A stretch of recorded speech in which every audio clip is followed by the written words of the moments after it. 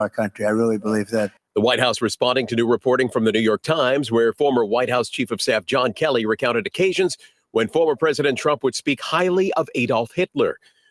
Vice President Kamala Harris reacting. This is a window into who Donald Trump really is, from the people who know him best, from the people who worked with him side by side in the Oval Office and in the Situation Room. The Turkish Defense Ministry reporting more than 24 Kurdish militant targets were destroyed in airstrikes in Iraq and northern Syria. This following an attack on an aerospace facility in Turkey's capital that left at least 5 people dead, 22 hurt. Wall Street, the Dow down 409 points today. This is ABC News. Boeing is reporting a $6 billion loss on the same day that its striking machinists are voting on a new offer that would give them a 35% pay raise and end a 6-week-long strike. Really, the main sticking point is over pensions. 33,000 machinists lost their pensions a decade ago. Now, 10 years later, they're demanding to get them back. Boeing is saying in 2024, that's not possible. Most companies don't have pensions anymore, let alone bring them back after they went away. But the workers are standing firm, with some saying they will vote no on Boeing's latest offer because it does not bring back their pensions. ABC's Alex Stone. The baseball Los Angeles Dodgers starter Shohei Ohtani hit for his 50th home run this season has sold for nearly $4.4 million, a record high for any ball in any sport. Last month, Ohtani became the first player in baseball history to hit 50 homers and steal 50 bases in a season. No information about the winning bidder was disclosed. Dave Packer, ABC News. Every day, Cintas service reps help businesses get ready for the workday. They provide freshly laundered workwear delivered every week. Mats, mops, restroom and cleaning supplies. First aid and safety products to help your employees stay safe. They even test and inspect fire extinguishers and emergency lights. Cintas helps keep your business running smoothly. See what Cintas can do for you. Visit Cintas.com. Oh, I'm ready! And get ready for the workday. Everyone on the road is trying to make it to their destination safely. You can help by staying aware of the large trucks and buses around you. They take longer to stop, have large blind spots, and make wide turns that require caution from other drivers. It takes all of us working together to share the road safely. Learn more at www.sharetheroadsafely.gov. Paid for by FMCSA. The views and opinions of the following show do not reflect those of WSMN, its owners, and/or associates. Welcome to the Common Sense Conservatives, a political discussion group about current events and other government-related matters every Wednesday evening from 7 to 8 p.m. Right here on WSMN 1590 AM, WSMN 95.3 FM, and streaming live on wsmn.live. Making sense of the inverted reality we are subject to every day. The Common Sense Conservatives are here to help bring you back to reality. Now, your hosts, Chris Wyatt, Todd McKinley, and John Gorvin. Good evening, ladies and gentlemen. Welcome back to the Common Sense Conservatives. This is Chris in central Pennsylvania. I've got John with me in the studio up there in Nashua, New Hampshire. He's a long way from where I last saw him on the steps of the Capitol building here in central Pennsylvania over the weekend. And Todd is out shamming somewhere. I don't know what he's doing. He's going to have to discipline him when he shows up. But Todd McKinley's not with us right now, but he will be joining us a little bit later. So let's go ahead and get started tonight. John, welcome to the Third Reich. The Third Reich, as described by John Kelly. I don't know, why is it that when they don't like what the right has to say, it's all these darn rumors and these lies they tell, and but man, I mean, there's nothing to substantiate these claims. There's no way of proving these claims. You know why? Because they're lies. Well, I don't know. I revert to unser eigene deutsche Volk zu schützen mehren ist unser aller Pflicht. Sing Heil! That's the guile and everything. Yeah, there you go. Sorry, apparently, John Kelly, his betrayal and disloyalty began immediately after January 6th. He started already, and he proved himself to be a person that, his trustworthiness is questionable. Why does this appear now, 2 weeks before the election? He's had 4 years to spill the beans like this, and it's just going on in multiple fronts. We've got this going on. We've got this Atlantic story, which is a whole passel of lies, according to everyone who was present in the White House and who met with the families of the soldier who was bludgeoned to death and murdered by a soldier and his girlfriend at Fort Hood. That story is all bogus, according to the attorney who said this never happened. And the attorney was contacted by the Atlantic for a story, and everything that she said was completely distorted and misrepresented by the Atlantic. So there isn't an October surprise. There are multiple October surprises. I think for the Democratic Party, the mistake they're making is they don't realize that they're just cluttering the scene. Either come out with one big lie and stick with it, but don't come out with half a dozen lies. You just confuse people, and nobody believes anything you have to say anyway.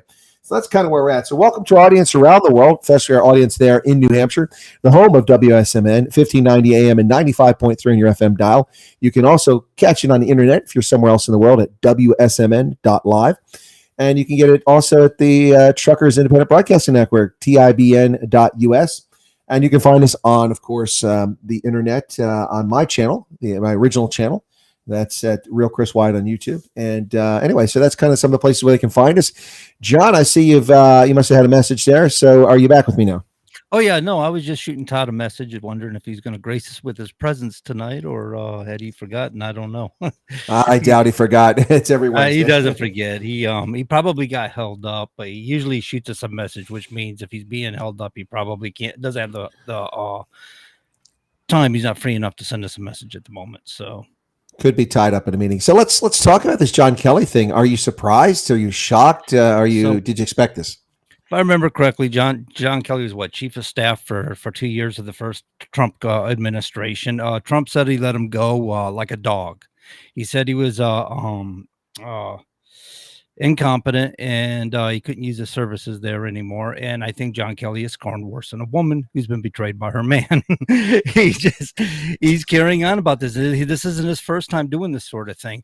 But I noticed they wait till 2 weeks before the election before he comes out with this. And I think it's pre-planned, because there is Kamala Harris, well rehearsed, ready to say something all over YouTube, Facebook, or wherever. And she had a lot to say about the matter, describing Trump as some sort of Hitler-esque sort of person. We know he's not.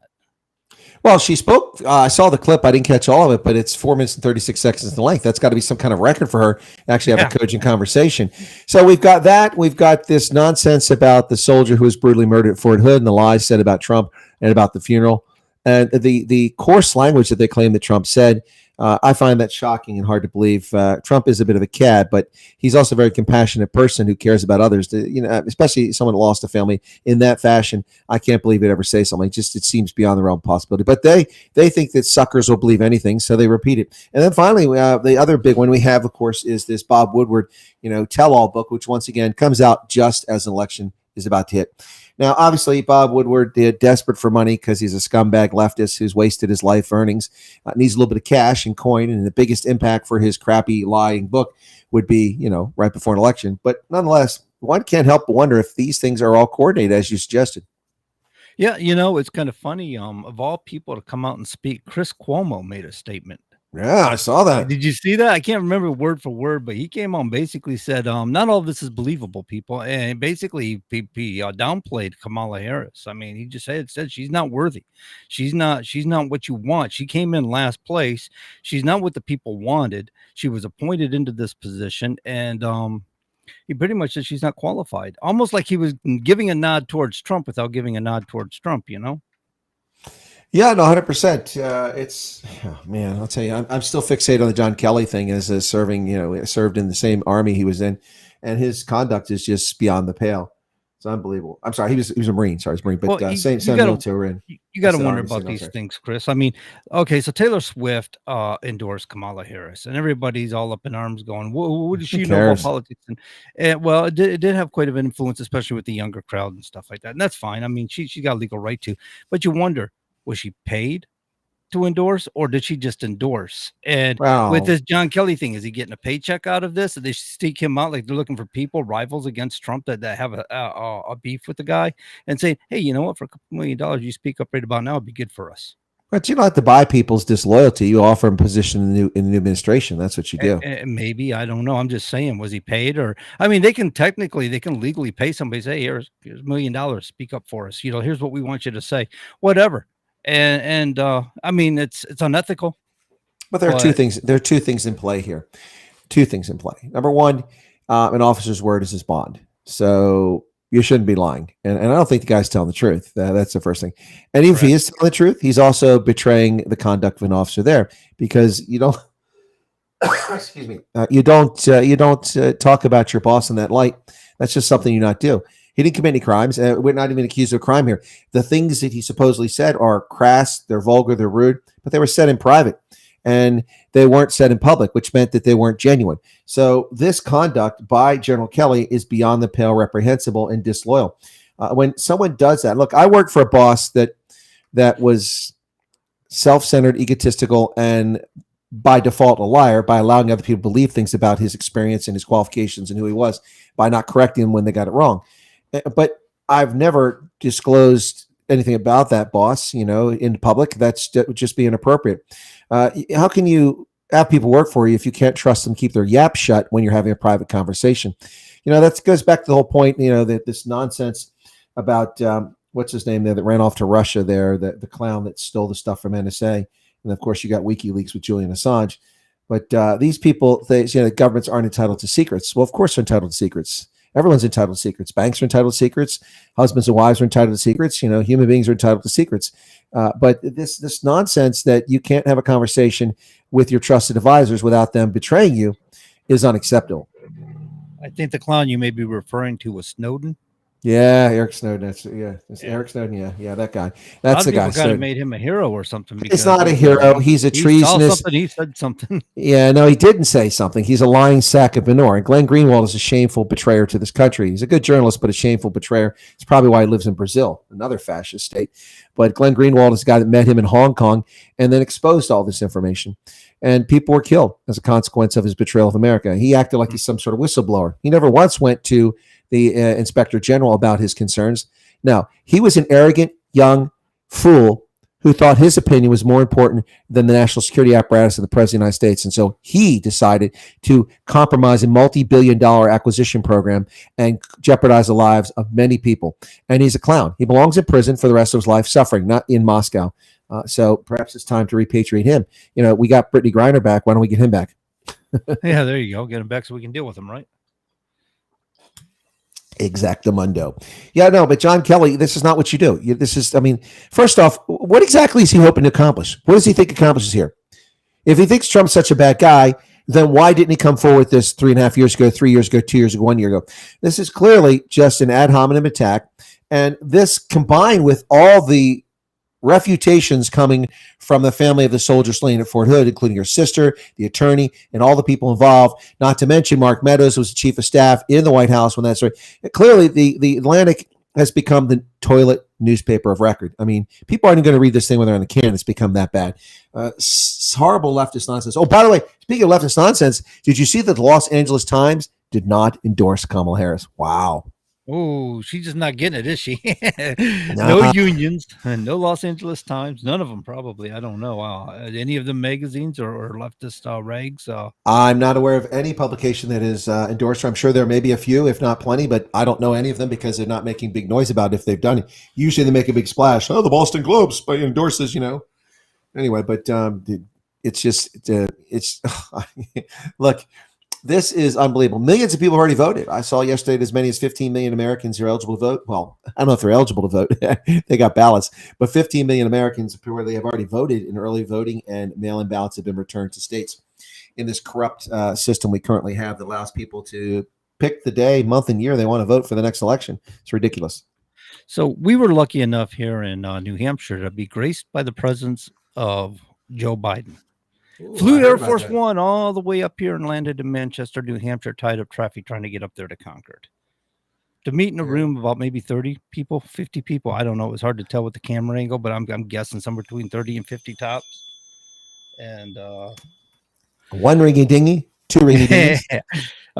Yeah, I have to give him a message, let him call him back. But anyway, maybe 50 people tops to sit there and not even endorse or say anything about Kamala Harris. I listened to the video record, the YouTube or whatever, this afternoon, and I don't remember him saying a word about how great job Kamala's going to do or a great job she's doing. But he was pushing, what's her name now? I know her name, and I can't. Gooding or Goodwill.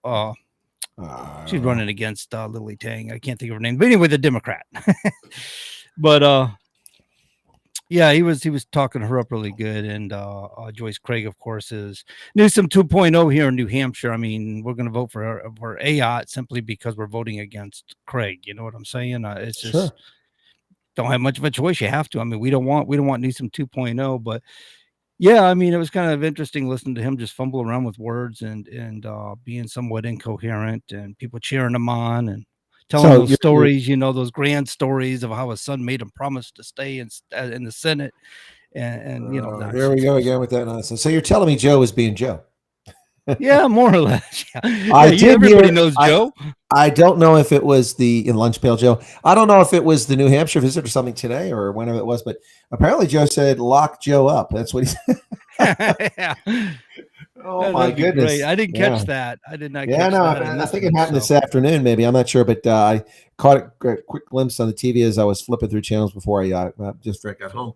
But yeah, no, lock Joe up, and he correctly said no, lock him up. Yeah, no, yeah, lock you up, buddy.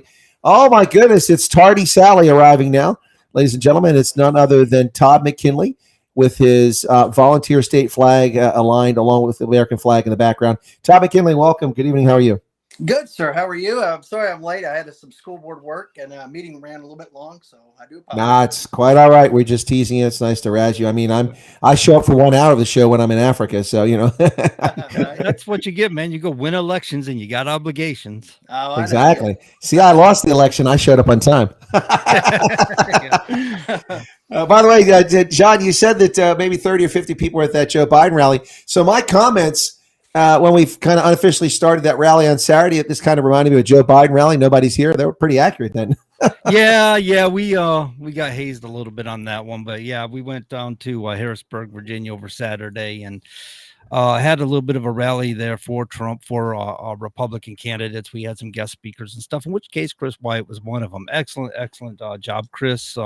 In fact, Gary Heasley wanted to know who you were. I don't know if you guys got connected or not. I sent an email. I haven't seen anything from the gentleman, so let me just double check that while you're chatting. It's just saying that I'm not talking about us being razzed or the rally being razzed. I'm just saying that it was early when I started, kind of ahead of the thing because I had to run back. I had to have commitments. And there weren't that many people there at that stage, so it reminded me of a. You're right. We had a lot of people committed, but we had a handful of people, like a dozen people, that actually showed up. But it wasn't all bad. I mean, there was people down there in the street and the surface and stuff that were stopping to listen what was being said and stuff. So we were reaching people, and we got covered by a few magazines and stuff, local magazines. In which case, one was hazing us about the fact that we only had a handful of people at the rally, and they called it a Donald Trump rally. It wasn't a Donald Trump rally. No, it was a rally for Trump. Now, speaking of which, I got some clown started harassing me and generated a fake image of my Twitter account with profane homophobic language and my photograph on there, and spread that on there, and also altered a retweet of something that I did a couple years ago, and claimed that I said something. These leftists are desperate. If that's the best you can do to attack my character, well, you're pretty sad. Oh, are they desperate? So what came out of that? One of the things that came out of that rally for me, if you're ready for this, is there's a letter going around your state, Chris. Have you received one yet? Threatening letter? Not a threatening letter. I received a letter. Somebody's praying for me. And where did this come from? This is in Michigan, Grand Rapids, Michigan. Just encouraging. It was a conservative, a person of faith, and reminding me to vote. So. But I didn't get any threatening letter. What's the threatening letter about? Oh, let me read this letter to you if I can here. So basically what happens is everybody that put a Trump sign in their yard, or these leftists go around collecting the address. Remember I made that crack about, collect the address of the Kamala Harris signs, because as a contractor, you can seek them out as customers later because they'll believe anything. So I mentioned this to Gary, and he says, "Oh, wait a minute. Let me explain this to you." So he introduces me this letter that's got a Trump 2024 Save America Again logo on it, and they're mailing these out to people's houses that have Trump signs in their yards. It says, "Dear neighbor, a quick note of thanks for being engaged in the election and for your participation in the process. We are writing with concern about the level of political violence in the country during this election year, as well as the threats to our democracy and freedoms. So we are asking you to take a close look at the truth, facts, and the future for a better America where we can all live in harmony together.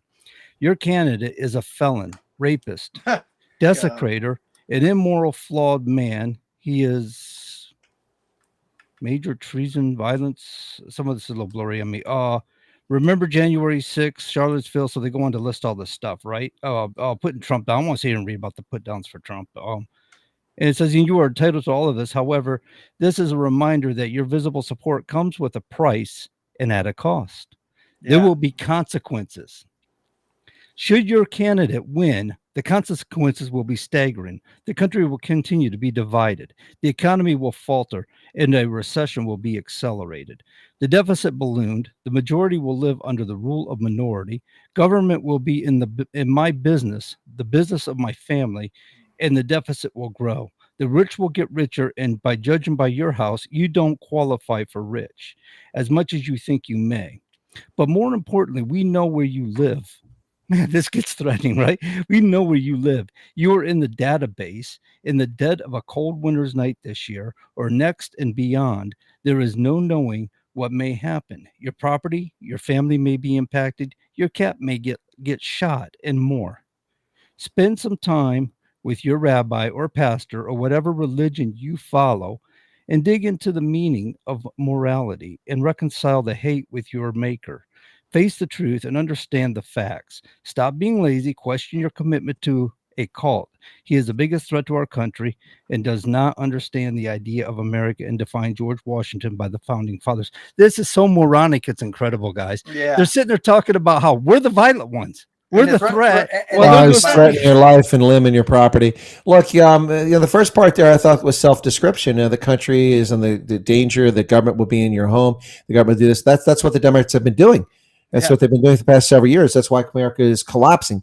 As far this is a criminal act. That letter, mailing that letter, is a criminal act. Putting in the Federal Postal Service as a magnifying impact on that. This is if anyone receives a letter like this, I'd recommend that you don't touch anything more, so that if there's any prints on it, any fibers or anything that could also just let law enforcement know. If we had legitimate law enforcement in courts in Pennsylvania at the federal level, this would be immediately investigated by the Federal Bureau of Incompetence and by the Pennsylvania state troopers. But I doubt we have either, and so these people get away with these threats, and there'll be a small number of people.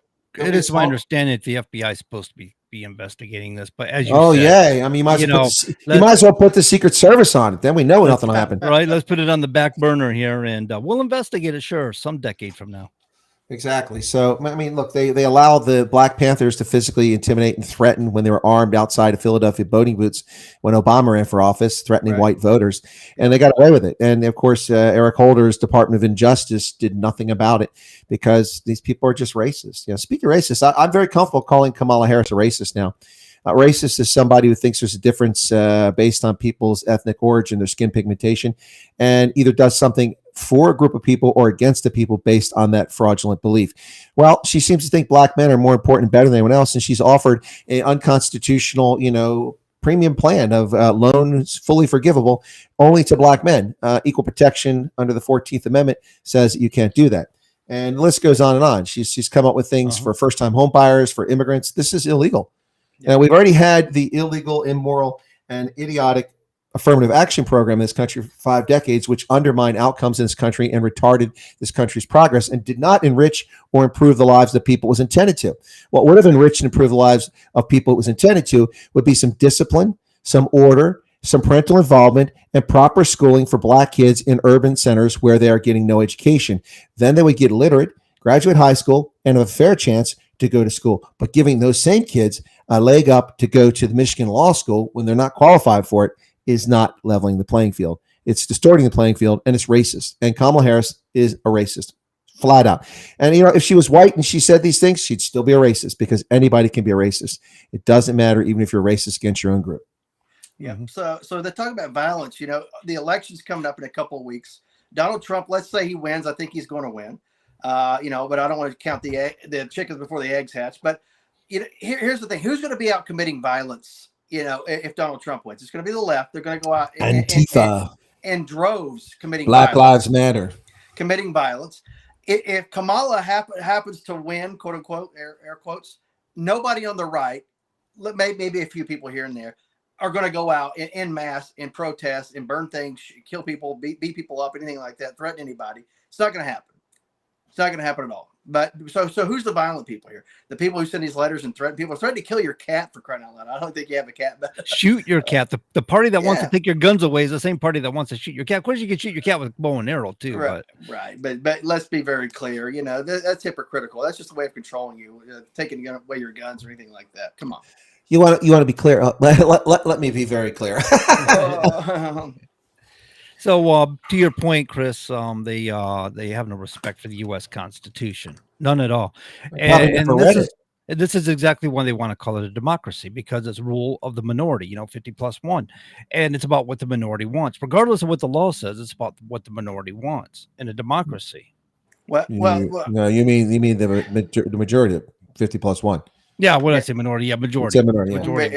Yeah. Sorry. And earlier you said Harrisburg, Virginia. You meant to say Pennsylvania. Come on, get back on your meds, old man. Oh, jeez. Did I say Virginia? You did say Virginia. You said Harrisburg, Virginia, but I didn't correct you. Hey, VA. But now that you're gonna have a string of these faux pas, you're starting to sound like Joe Biden. So we're gonna have to correct you. No word salad there, please. And I don't need meds. I just need sleep. That's all. Just sleep. That's all I need. I saw this really great meme, not meme, but TikTok video where they do one of the songs. They do that song about Trump. It's hilarious, and and part of it's this woman's doing all these pieces, going through it, and the Kamala's word salad. She's got big chunks of lettuce falling out of her mouth like she's talking. It's so funny. Oh my goodness. Anyway, you had to be there. That is. Oh, by the way, man, Harrisburg, Pennsylvania, beautiful capital, man, beautiful city. The Capitol building is unreal. The Capitol building's beautiful. The city's not. I will disagree with that, but the Capitol building is lovely. It's one of the nicest in the country. Clearly showing that we're very good at taking money out of the pockets of our Commonwealth residents and building luxurious, fantastic Capitol buildings. So I'm sorry for ladies and gentlemen, they did not have buildings with capped in gold. Okay, I'm sorry. So Chris is dissatisfied with the city itself. They had the look, that building was paid for decades before I was born, so I really don't care. Which one, the church or the Capitol building? Oh, the Capitol building. I mean, this is when people in America cared and built things to last. It's a gorgeous Capitol building. I don't know if you got to go inside at all. No. But I took some photographs inside the rotunda. It's just gorgeous there. It's a lovely. I mean, usually during the week, there's a million people walking around. You don't want people in the photograph. So it was kind of nice. There was nobody in there that morning. I don't know what's wrong with me, because that would have been something I would love to have done. And I didn't even think of it. And I would love to have gone in and seen the interior of the building.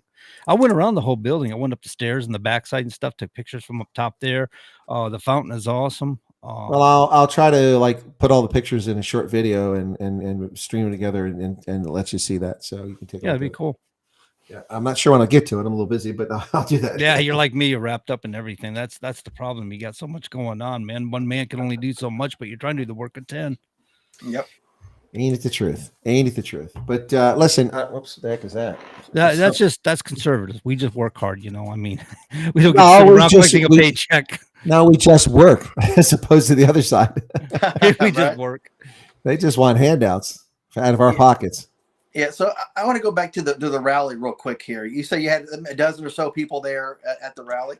No, it's more than that. No, when I spoke, it was maybe 20 people, and I was there early, and then I had to go. But anyway, okay. So basically, you had what Joe Biden had in 2020, right? And Kamala's not getting much more than what you're talking about here, And now, mind you, she has the national press traveling with her, so they outnumber. The crowd, yeah. Right. Yeah. You see, at a conservative rally, we do a prayer when we open up. And that scares them away. We also do the national anthem, and that really scares them away. You won't see. And God forbid you pull out American flag, they probably freaking have heart attacks. So, it's when somebody yells "Jesus Christ is Lord." Commonly, it's inappropriate to refer them to somebody else's rally. Apparently, you came to the wrong rally, man. I'll tell you what. Oh my goodness, we talk the tone difference to Christians. She's the most boneheaded candidate ever.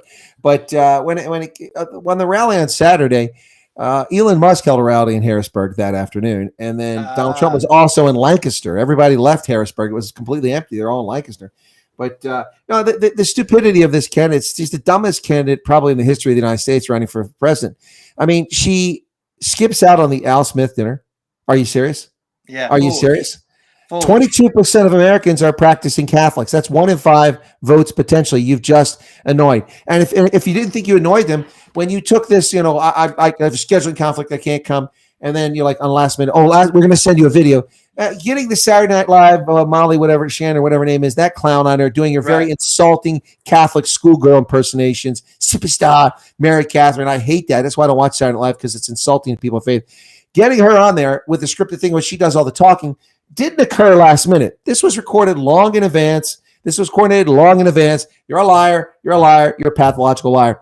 And then to insult Catholics by not showing up, and then to double down by doing that nonsense. And then this nonsense at a rally, Jesus is Lord. Apparently you're at the wrong rally. I mean, somebody needs to back up on her edibles because they're affecting her judgment. Oh man, she thinks she's quick-witted. Anybody with any kind of foresight at all would have realized that's not what you want to say. Right. Oh, absolutely. Yeah. Did you see that there was some? They had a lip reader talk. Obama. Yeah. Obama. Oh yeah, Obama talking about how she's in trouble and all that, and how he would actually be better than her right now, or something like that. Well, but the faux pas, you have to wonder if some of these guys aren't doing this stuff on purpose. I mean, Barack seems pretty unenthusiastic until he tries to pretend he's Eminem and embarrasses himself with his rap. Right. Bombs are sweaty and heavy. Oh, shut up and sit down, Barry, in the corner. Your wife must be embarrassed. But they're all big. You got Bill Clinton. Bill Clinton's down there talking to Georgians, and he's talking about, Lake and Riley would be alive if there'd only been proper vetting by this administration. Right. Oh, I mean, you have to wonder if this is an intentional sabotage. I mean, the only thing they could do worse is bring Hillary out on the campaign trail. Yeah, but you think about this, Clinton and Obama especially, they're going to go and say, well, I knew she was in trouble the entire time, but Joe wasn't up to running, so this is what we were kind of left with. Had we had more time, we would have won the election. They're going to play all this up, so that way their record's not tarnished. Yeah, they're like rats sinking fleeing a sinking ship. I mean, look, the Los Angeles Times, as I talked to John about earlier, did not endorse Kamala Harris. That's unheard of. It's unprecedented. United Auto Workers haven't endorsed her. The Teamsters haven't endorsed her. This is an unheard of situation. Although there is some concern. You see these idiots, that show up for these rallies. And then you also see these street interviews. I heard one this morning on the Patriot Channel. They went to a college campus, and who you voted for? Kamala, Vice President Harris. So why are you voting for her? Well, I'm from the North. What are you implying there's something wrong with the South? What does that mean? And then another one. Well, my parents told me I should vote for her. Okay. And then this one here, which is one of the really good ones. Our roommate is a political science major, and she said that we should vote for Kamala. Political science major. Oh my God. I mean, one of the worst degrees you could possibly get. I mean, nobody, well, maybe except for a few people, but people in Washington, D.C. don't have those degrees to go to work there. No. These people have business degrees and other things like that, law degrees especially. Political science, nobody gives a doggone. Nobody's going to hire you because of that. Sorry. Yeah, no. It's and then the other one is that someone said, well, I'm going to vote for her because she's nice. And then, of course, reproductive rights. She's going to protect women's rights. Well, no one's attacking women's rights. Stop being idiots. Yeah, nobody's talking about that. And in this recent interview, I guess it was, I can't remember, not enough the 60 Minutes interview or whatever, but she was talking about, Roe versus Wade, abortion, all this stuff, reinstating all this nonsense. And they were trying to get her to take the bait, and I'm like, you think about this. The Supreme Court didn't rule that abortion's illegal or unconstitutional. They did not ban abortion. Right. They did not say you're not allowed to do it. They simply restored the integrity of the 10th Amendment, which bans the federal government from regulating abortions, and returned it to the place where it belongs, the states and or the people respectively. If Minnesota wants to have a referendum on abortion, they have the authority to do it. Yeah, absolutely. Yeah, but she couldn't even answer simple questions, and they kept giving her chance after chance, another bite at the apple, another bite at the apple. They rephrased questions. They put words in her mouth. She still couldn't even say what they were wanting to say. Not only is that because she doesn't sleep enough? Is that what she said about choosing? She was sleep deprived at that particular time, and she started making up excuses for bad choices. Oh my God! If that's the case, you're going to be life and death decisions. As president, are you going to say, "Oh, I got 30,000 people killed or 10,000 people, whatever"? Because I was tired. Oh, excuse me, I was tired. No, I don't think so. She was tired. Donald Trump goes to McDonald's and pulls a shift to McDonald's. Then he goes to Pittsburgh for a football game. Then he goes to a rally and speaks all in the same day. He's 78 years old, and she's tired. Oh, spare me. Look, this woman, look, I'm beginning to feel that I'm insulting a box of rocks. I keep saying she's dumb as a box of rocks. She is not only not the sharpest tool in the woodshed, she's not even in the woodshed. She is beyond dim. She's the dumbest person I've ever come across that isn't classified as mentally deficient. I'm serious. She can't hold a conversation. She knows nothing. She has no policy positions. And she doesn't even know when she looks like a complete fool. And what Brett Baer says to her, Madam Vice President, many people are asking the question, you keep saying you want change, that things must change in this country. But many of your detractors are pointing out that you've been the vice president for 3.5 years. Brett, let's be perfectly clear about something. Donald Trump has been running for office 9 years. What does that have to do with the presidency of China? Nothing. I get that it's diverting, and I know that she's trying to distract, but it's like at least distract with something that makes sense. It's on point. Yep. Each time in her most recent interview, she's inserted Donald Trump numerous times just to deflect or to not answer the question she was asked. That 22, 23-minute interview with Brett Baer, she said Donald Trump 21 times. Yeah, and she agreed to a 30-plus minute interview. I think it was 30 minutes or whatever. Yeah, they showed up late. They did a 20 quick minute, and Brett Baer said that her staff was over there doing this, the wind-up sound, Signal, yeah. Signal, thank you. Yeah. And basically saying, hey, that's it. We're done. We're out of here. Basically just so that way they could try to save her. It's kind of like, the standing 8 count, if you will. You're on the ropes. You get saved by the bell. Some fights are, I'm not going to go into boxing, but, you get saved by the bell. So you're basically knocked out. You get to go to your corner. You get a regroup. That's what happened there. Saved by the Bell is a boxing term? I thought that was a really poor teenage show. It was. And Zach Morris is trash, by the way. But that is a term to be saved by the bell. He's right. I know what it is. I'm just having a little fun there. The only thing I know about that show is Screech. Didn't he die? He passed away. Yeah, the actor did. They did him wrong, I think, in later years. But he was apparently just an annoying guy. So. So it's like Joe Biden. Yeah, absolutely. Oh my goodness. But Brett Baer is like, the staff shows up. They were so many minutes late. They were doing the wrap up sign, about 15 minutes into it. It's like we haven't even got to 20 minutes. That's what they've got left out of the 30 minutes. So 15 minutes, he said they were talking about wrapping it up, and it's like let her have 5 more minutes. Come on. You're sitting here running for president. You're trying to reach an audience that you don't ever talk to, the Fox News audience. Maybe you pull 2 or 3 voters. I don't know, doubtful. But at the same time, let her speak. Don't sit there and wrap it up to try to save her.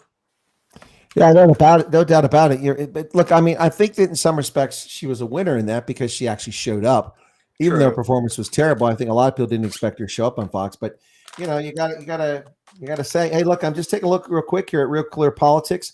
The poll averages: Michigan, Trump up; Pennsylvania, Trump up; Wisconsin, Trump up; Arizona, Trump up; North Carolina, Trump up; Georgia, Trump up. Every battleground state. Oh, that's 3, 4, 5, 6 to 7. So I keep hearing the keyboard. That's not mine. Nope. Okay. That's that noisy Todd McKinley over there. No, my hands are not on the keyboard right now. My hands weren't on the keyboard, bro. All right. We must have the Chinese listening in and breaking in. Yeah, I did hear somebody's chair squeaking, so that's about it. That would be me. I tend to move around in this chair. Okay, that's what I get probably what it WD-40 was. for these things. Quinnipiac now has Harris up 50 to 4, or not Harris. They have Harris up 50-46 in Michigan. That's not believable. They're the only ones that have everyone else. So Trafalgar has Trump up, Atlas Trump by 3%, Mitchell Research Trump up, Rasmussen a tie, Fabrizzoni Trump, and then Insider Advantage Trump. They in a tie for Hill. Of the 9 polls here, 8 have Trump up or tied, and 6 have Trump up, and only Harris is up in the Quinnipiac poll. So and the 2 previous times he's ran for president, he has never enjoyed numbers like this. And he won. That's what I've said. He's at this point in the election in 2016. He was down 9 points to Hillary Clinton. He won the election. Now that's the results of national poll, but sure, but it's not based on that. But the point is that supposedly he was dead in the water on election night. He was no chance of winning, like a 10%, 5% chance of winning the odds makers, and he won. In 2020, he was down by 12 points, and in the end, let's pretend that everything was true that we were told. If it was all true, he lost the election by a total of 40,000 votes in 3 states, 12,000 in Georgia, and then you go from there. So this point, he's up in all the national polls. This is unheard of position for Donald Trump to be the front runner this late in a race. Right. And he always overperforms on election day. Of course, we've already got at least 15 million people who voted, whether they're eligible or not, it's a whole other story, but 15 million people who voted across the country. And I don't know how they get this information, Todd, but I saw reports that in Florida, they're saying that, I don't know if they share these tallies. I don't even know why they do. I don't know how they get this information. Maybe election officials leak information. I don't know, but they're claiming that Trump is already 100,000 votes ahead in the early voting in Florida, just after like 1 or 2 days when they started. I don't know how true that is. I don't know how they get the information, but they're also saying that DeSantis won his race for governor by just 50,000 votes. So if Trump's ahead by 100,000 on day one, that would just be an unbelievably shocking outcome. Right. Yeah. Now, I went to the polls on 3 occasions to early vote, and the lines were out the door, and I just didn't have time to wait around. But to me, I know in Tennessee people show up on presidential elections. They don't show up in all the other elections, but maybe people are going to come out to vote for this, because I mean, I've never seen lines out the door for early voting like this. Well, I'm going to have to say this as a judge of elections. While I personally have serious issues with mail-in balloting and concerns about security, but I will say this as judge of elections, it may be doing me a big favor, all these people voting early. If 1/3 of the people or more vote early in Pennsylvania and mail in their ballots or go to the early voting, then that means on election day we won't be swamped.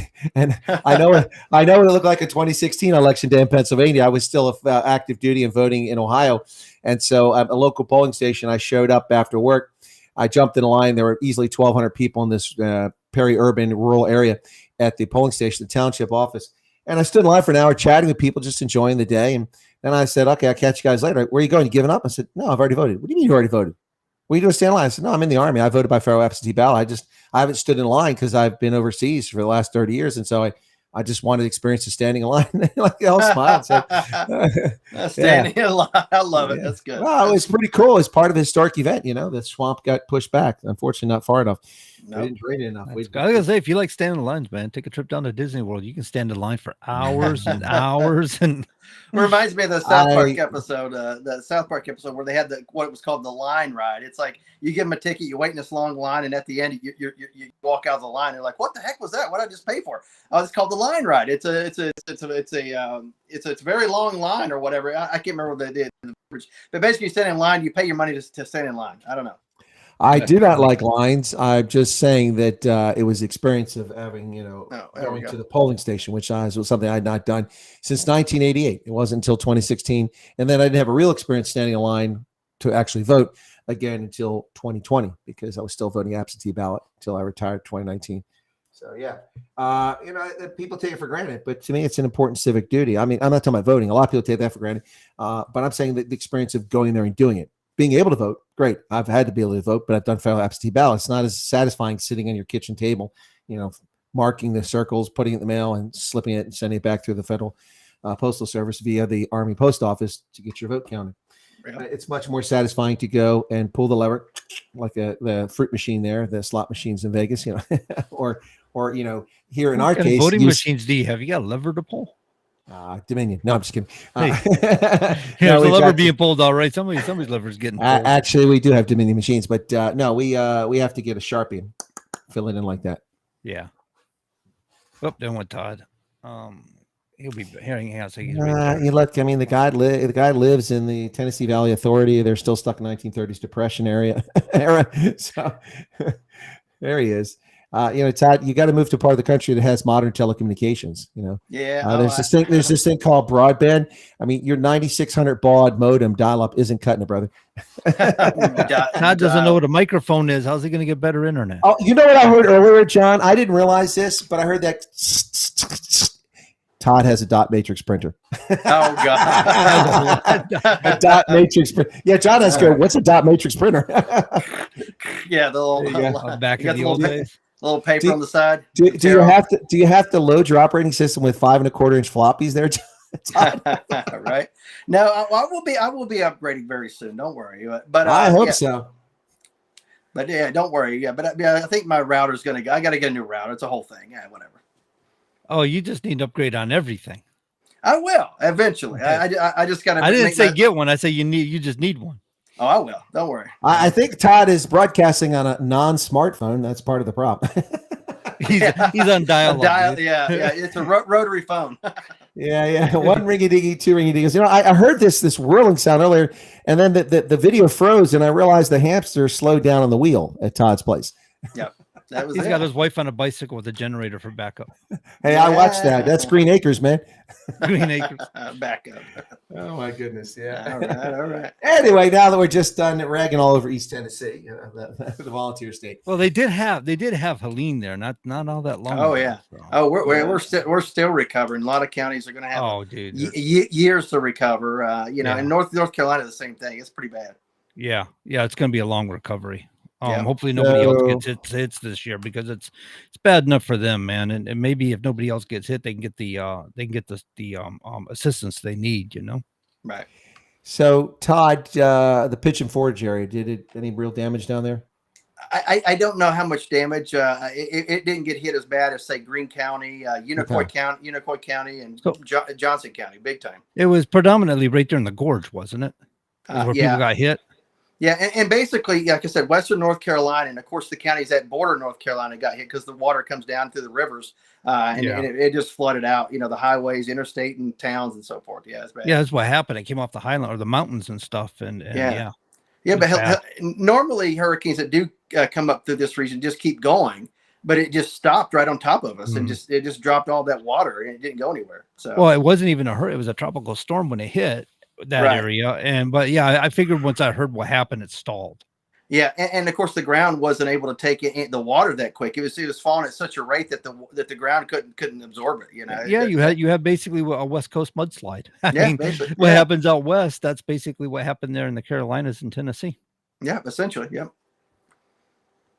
Yeah, it was sad. Yeah, no, it's tough, those storms, and I hate them for a lot of reasons, not the least of which they drive up my insurance rates, because everybody, the insurance companies have got to do disaster. They got to pay out, and they got to recoup it somewhere, so we all pay higher premiums. It's kind of to my understanding, it took out all your electrical lines there in the gorge. It took out the rail lines. It took out a lot because they had the rail lines. Everything was going along the river, so when it all went down, it wiped it all out. So no electricity, no rails. Sounds like South Africa. Some places they were talking about up to maybe 6 months trying to get electricity back in there, because accessing those areas where the lines went down and stuff and trying to get it back up is going to be a bit of a challenge. I mean, I've heard stories that some people are living in tents right now. They got no homes. That is true. There are some people living in tents, and they're trying to refurbish some old hotels that have closed some years ago and make that for housing for people. Of course, that's going to take many months to even do that, so I mean, we're stretched. It's a step in the right direction. It's just going to be an uncomfortable period of time before they can get there, and that only accommodates for so many people. I do hear I got people contacted me, hey, we got supplies to go down, we can't get transportation, do you know any way we can get them there? And I do know Trucks with Room to Spare. That's my first people to refer them to. And then there is another group, I can't remember the name of it, something aid, and but they do the same sort of thing, disaster relief and stuff like that, and provide transportation when groups of people build up supplies and stuff. Right. And okay. A lot of people just, they're trucking it in themselves. They're like, hey, man, I'll just get a U-Haul and bring it in. And it's a nice thing. That's the one benefit you do see. I mean, there's no real benefit to this, but it's nice to see how people come together. Right. When, in a crisis like this, and how people really start. And it's not, all of a sudden like, politics is out the window and everything else is out the window. It's just people need help and we're all pitching in.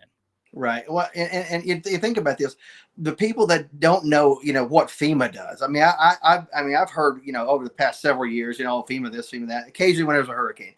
But I mean, dozens of people talk about FEMA. FEMA didn't do this.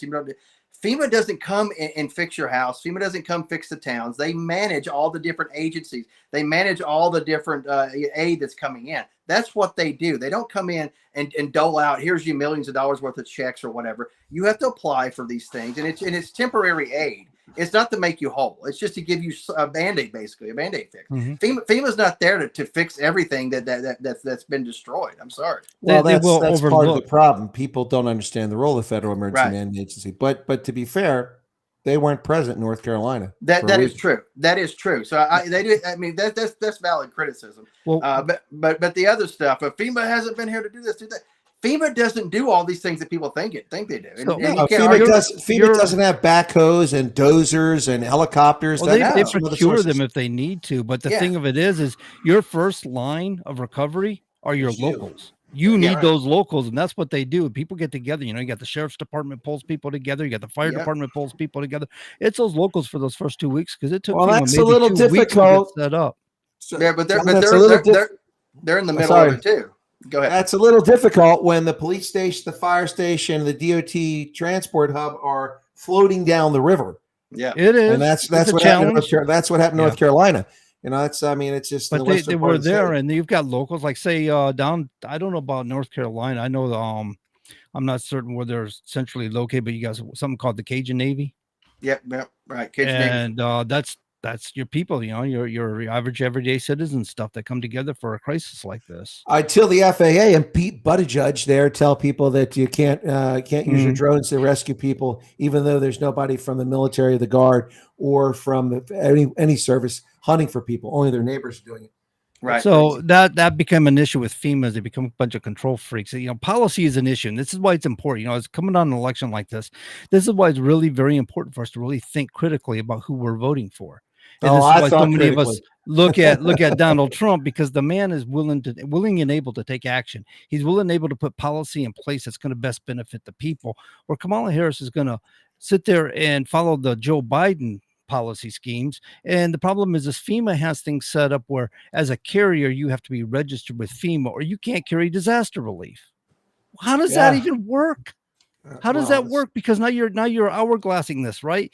You don't have just anybody. You're going to take this truck from 100 miles away. He's got a deadhead to go get the disaster relief, and you got a truck sitting right there 20 miles away.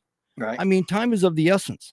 We need to be able to have anybody. We got people, you know, common carriers out there, small common carriers going, well, where's the brokers? Where's the load boards? What's going on? Why aren't we seeing for disaster relief? This is where we should be pitching in and picking up loads and getting them there. They can't because they're not registered with FEMA, nor did they know you have to register with FEMA. Right. Yeah. Nobody. Well, I want to get back to dumping on Kamala Harris if we can. Go ahead and tack Kamala. We don't mind. I mean, the more we say about her, the more maybe people get the bigger picture. I don't know. Well, I mean, you know, it's fascinating, as I've said repeatedly, that the Democrats, the Democratic National Committee, Joe Biden, when he was candidate and before he became candidate, for over a year now, they've been casting Donald Trump as the villain in a movie of their making, a Hollywood made-for movie, in which Donald Trump is a threat to democracy. Never mind the fact that we're a constitutional republic, you know, it's just threat, but whatever, you get the concept, threat to democracy. And I've said this is comical because the real threats to democracy are them. And I've laid it all out, all up until the time that they stole the nomination from Joe Biden, which is the prima facie evidence of, you know, the threat to democracy. Never mind cajoling, coercing, and colluding with tech firms to silence Americans' First Amendment rights through a proxy, which is illegal. The list goes on. The treatment of people at abortion clinics who've been arrested and imprisoned as felons when the people that assaulted them are allowed to go out on bail and never convicted of their crimes. The list goes on and on. But no, it's the threat to democracy question. So the Washington Post, where democracy goes to die in darkness, the Washington Post actually did a poll with a bunch of questions, and they found that in the battleground states, when they asked the question, who is the greatest threat to democracy? Well, that's not how the question was actually phrased. Let me give you the question. So the question is threats to democracy in the U.S. Well, I guess that's how they said it. 43% that Donald Trump would do a better job protecting against threats to democracy, and just 40% for Kamala Harris. So can you believe that? They actually ran a poll in which they said who would do a better job to threats to democracy, and a year of billions of dollars wasted in campaign to portray Trump as a threat to democracy, and he's ahead of her in this area. That's just insane. What do you think about this, Todd? No, you're right. And I was talking to some Democrats the other day, and they said it's a similar situation. Talk about the different questions, and somebody asked, "Well, what do you think about Trump on defense or Kamala?" They actually agreed that Trump would be better on defense and stuff like that. You know, but they're like, well, we're not going to be taken over by a foreign power, so we don't have to worry about that. And they quickly switched their tone. They're like, the threat is actually Donald Trump, so we can't defend against him, so we got to keep him out. You know, but we are being taken over by a foreign power from all over the world, invading our southern border. Yep. Oh, absolutely. And you think about the gangs out in Colorado that have taken over some of these houses out there. Atlanta now too. Right. A lot of people don't think in terms of war. They think in terms of warfare as armed conflict. And in fact, we got economic wars, we got information wars, we got different types, you know, political warfare. There's different types of warfare that we are under threat from foreign countries. Right. Well, the communists vowed to take us down without a shot, and then it's working. It is working. Well, but all great empires or countries are destroyed from within, and that's what's happening in this country. Hey, I got to quickly recognize one of my viewers over on my YouTube channel, not just because they gave a little donation to the channel, but but Rolf Corver said that hey, military engineer corps. He's talking about the Army Corps of Engineers. Should surely have gone into assist. Yeah, the Army Corps of Engineers does do things, but not in this situation. It's actually would be units from the National Guard, most likely, who have engineering assets. The Corps of Engineers does big projects like the Tennessee Valley Authority, maintaining and operating that, dam projects on the Mississippi, Missouri River, infrastructure projects, bridges, things like that. They don't have the resources and assets that are there to do this, the Army Corps of Engineers. Right. However, the National Guard in particular, but also the ACT component, has military engineering units to do combat engineering who have dozers and graders and bridging equipment and things like that, and also things that can be used to rescue and clear debris. Those units must be activated. What should have happened in this case, I don't know, and I'm not going to criticize it. I didn't follow it that closely. But the North Carolina governor should have declared a state of emergency and ordered the National Guard called up before the storm. They knew a storm was coming, should have ordered them called up and assembled in their armories, and then they would have fired up their equipment, tested, made sure it's good, do pre-combat operations inspections and mission briefs, and then once the storm had hit and cleared, they would have gone out with road crews from power line companies and stuff like that, because you probably couldn't even drive on some of the roads because power lines laying across and stuff like that, and those engineering units may not have people qualified to clear that. So you would work with these guys together. Right. I don't know what North Carolina did, but Todd, that's how things are usually done. Yeah, absolutely. And these guys that don't necessarily have the training of say civilian engineers or whatever, they can take direction from them, like you just talked about. And like, hey, you need us to clear a path. Hey, we take the dozer out, take a backhoe, whatever. We can do that. You guys do the power lines. You guys do all this stuff. We can just be there to assist. Basically whatever you need, we're here to take orders from you. And that's what they're good at. No, absolutely. We're coming up on the end of the first hour here, folks, and I hosted it because Todd was busy, but Todd's got the lead tonight, so we're going to let him know now, so he has a few minutes to prepare before the news. So Todd's going to lead it. Todd's going to take the lead in the second hour as we approach. Right. So next week, I think maybe it's John again, or is it me? No, again? You were supposed to be next week. I did last week. Next week, look at that. Next week is right before the election. We're going to have a lot of fun then next week. That's going to be the 29th or the 30th. Yeah, that'd be exactly 1 week before the election, the 30th. So yeah, I get the last show before the election, before America survives or collapses. And the following week, the day after the election, the count's still going to be going on. It is. So, and we may, warfare. by the time we go live, we may not have a winner declared. I don't know, but it's very possible that we may not. Who knows? Well, I will definitely not have a winner declared when I go live at midnight, as 6 becomes the day, because as a judge of elections, I'm actually the furthest precinct from where you turn the records into the county election officials the end of the night. The polls close at 8. We're typically, if things go well, finish wrapping up at the church by 9:30, maybe 10 o'clock. And then I have to drive down there. It's 45 minutes down, and I take the long way around on the turnpike so I don't hit deer. It's safer that way. Yeah. Rather than the back You roads. got a lot of big deer in Pennsylvania. I'll tell you. You probably saw a lot of carcasses on your way down here and back up. I did, but it's been that way forever and a day, man. No. You take the interstate from Harrisburg when you cross the Susquehanna River and you drive up to Allentown. I went up there for Hershey Bears game a few years back, and on the way, I counted over 150 deer carcasses on my side of the road. Of course, if you travel the highways of Pennsylvania, they put these big concrete barriers between the roads, so you can't possibly drive across. So 100 plus on that side, and coming back, I count 150. That was one weekend. I went there for a Friday and Saturday game, came back Sunday, and I count over 250 dead deer in that stretch. That's insane. Wow. So counting deer isn't the same effect as counting sheep. It doesn't put you to sleep while you're driving. Look, so I go all the way around because it's 45 minutes down there, and I got to turn the stuff in. It takes about 15 or 20 minutes, and 45 minutes back. So by the time I get back on election night, whether it's a primary or general election, it's typically 11:20, 11:30. I will schedule a live broadcast at midnight. That's November 5th, becoming November 6th. About the election for folks in South Africa. That will be 6 or 7 in the morning. I'm not sure when our daylight savings time. I think our daylight savings time is the weekend before that. So if that's the case, it will then be 7 hours, which would be 7 a.m. So you can get up and hear this early in the morning. For the audiences in states, it'll be midnight here on the East Coast, 9 o'clock out in California, and 6 hours. So it'll be 6 p.m. in Hawaii. Anyway, so you can tune in for that if you want to hear analysis and a summary of results. Plus, I can tell you how things went at my polling station. That's not exactly all right, secret. Folks. We'll be right back after the top of the hour after this break. 95.3 FM and 1590 WSM. Take care. We'll be right back.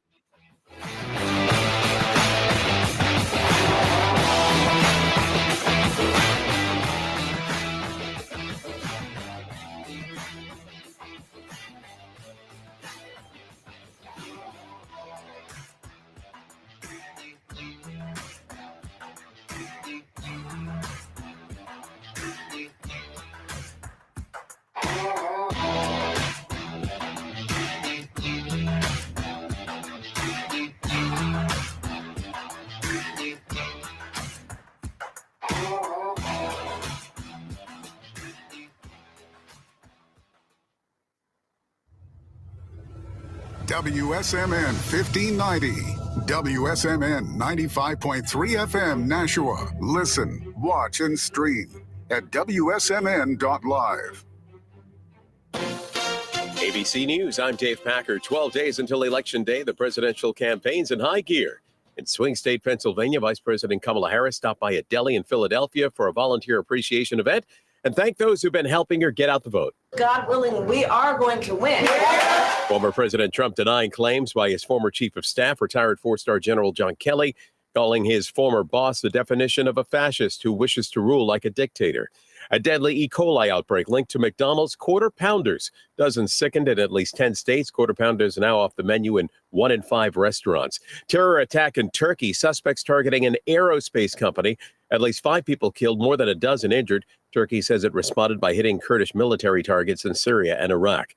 The Secretary of Defense confirms North Korean troops are in Russia. The U.S. monitoring to see if those troops are used in Ukraine. This is ABC News. Donald Trump's former personal attorney, Rudy Giuliani, has been ordered to give up his assets, including his home. The former New York City mayor, who's lost his license to practice law, been indicted in 2 states, and been found liable for defaming 2 election workers, must now turn over his New York apartment, his luxury watch collection, and other valuables to Ruby Freeman and Shay Moss. A federal jury ordered Giuliani to pay the 2 poll workers $146 million. He tried to seek bankruptcy protection, but a judge tossed that case in August, citing Giuliani's failure to provide information to the court about his business and his spending. ABC News national correspondent Stephen Portnoy. An Arizona teenager has been charged with plotting to attack last weekend's Phoenix Pride Parade in the name of ISIS. Maricopa County prosecutors say the 17-year-old was arrested on terrorism charges after he allegedly acquired materials to make an explosive device. He has been charged as an adult and is being held on $1 million bond. Dave Packer, ABC News. Everyone on the road is trying to make it to their destination safely. You can help by staying aware of the large trucks and buses around you. They take longer to stop, have large blind spots, and make wide turns that require caution from other drivers. It takes all of us working together to share the road safely. Learn more at www.sharetheroadsafely.gov. Paid for by FMCSA.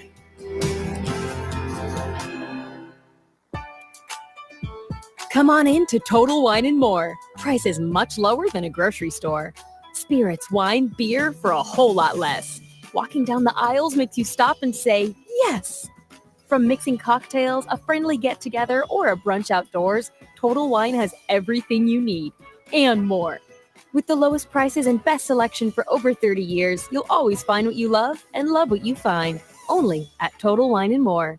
Drink responsibly, B21.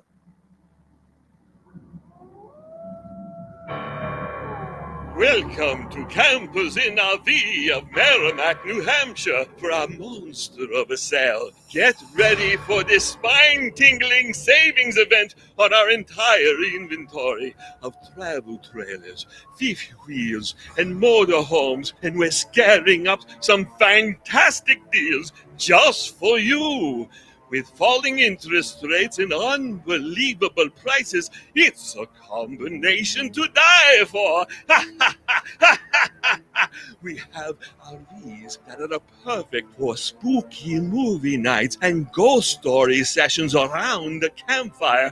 So don't miss October's spectacular savings sale event at Campers in RV in Merrimack, New Hampshire. Visit us today, if you dare. Continuing the legacy started in.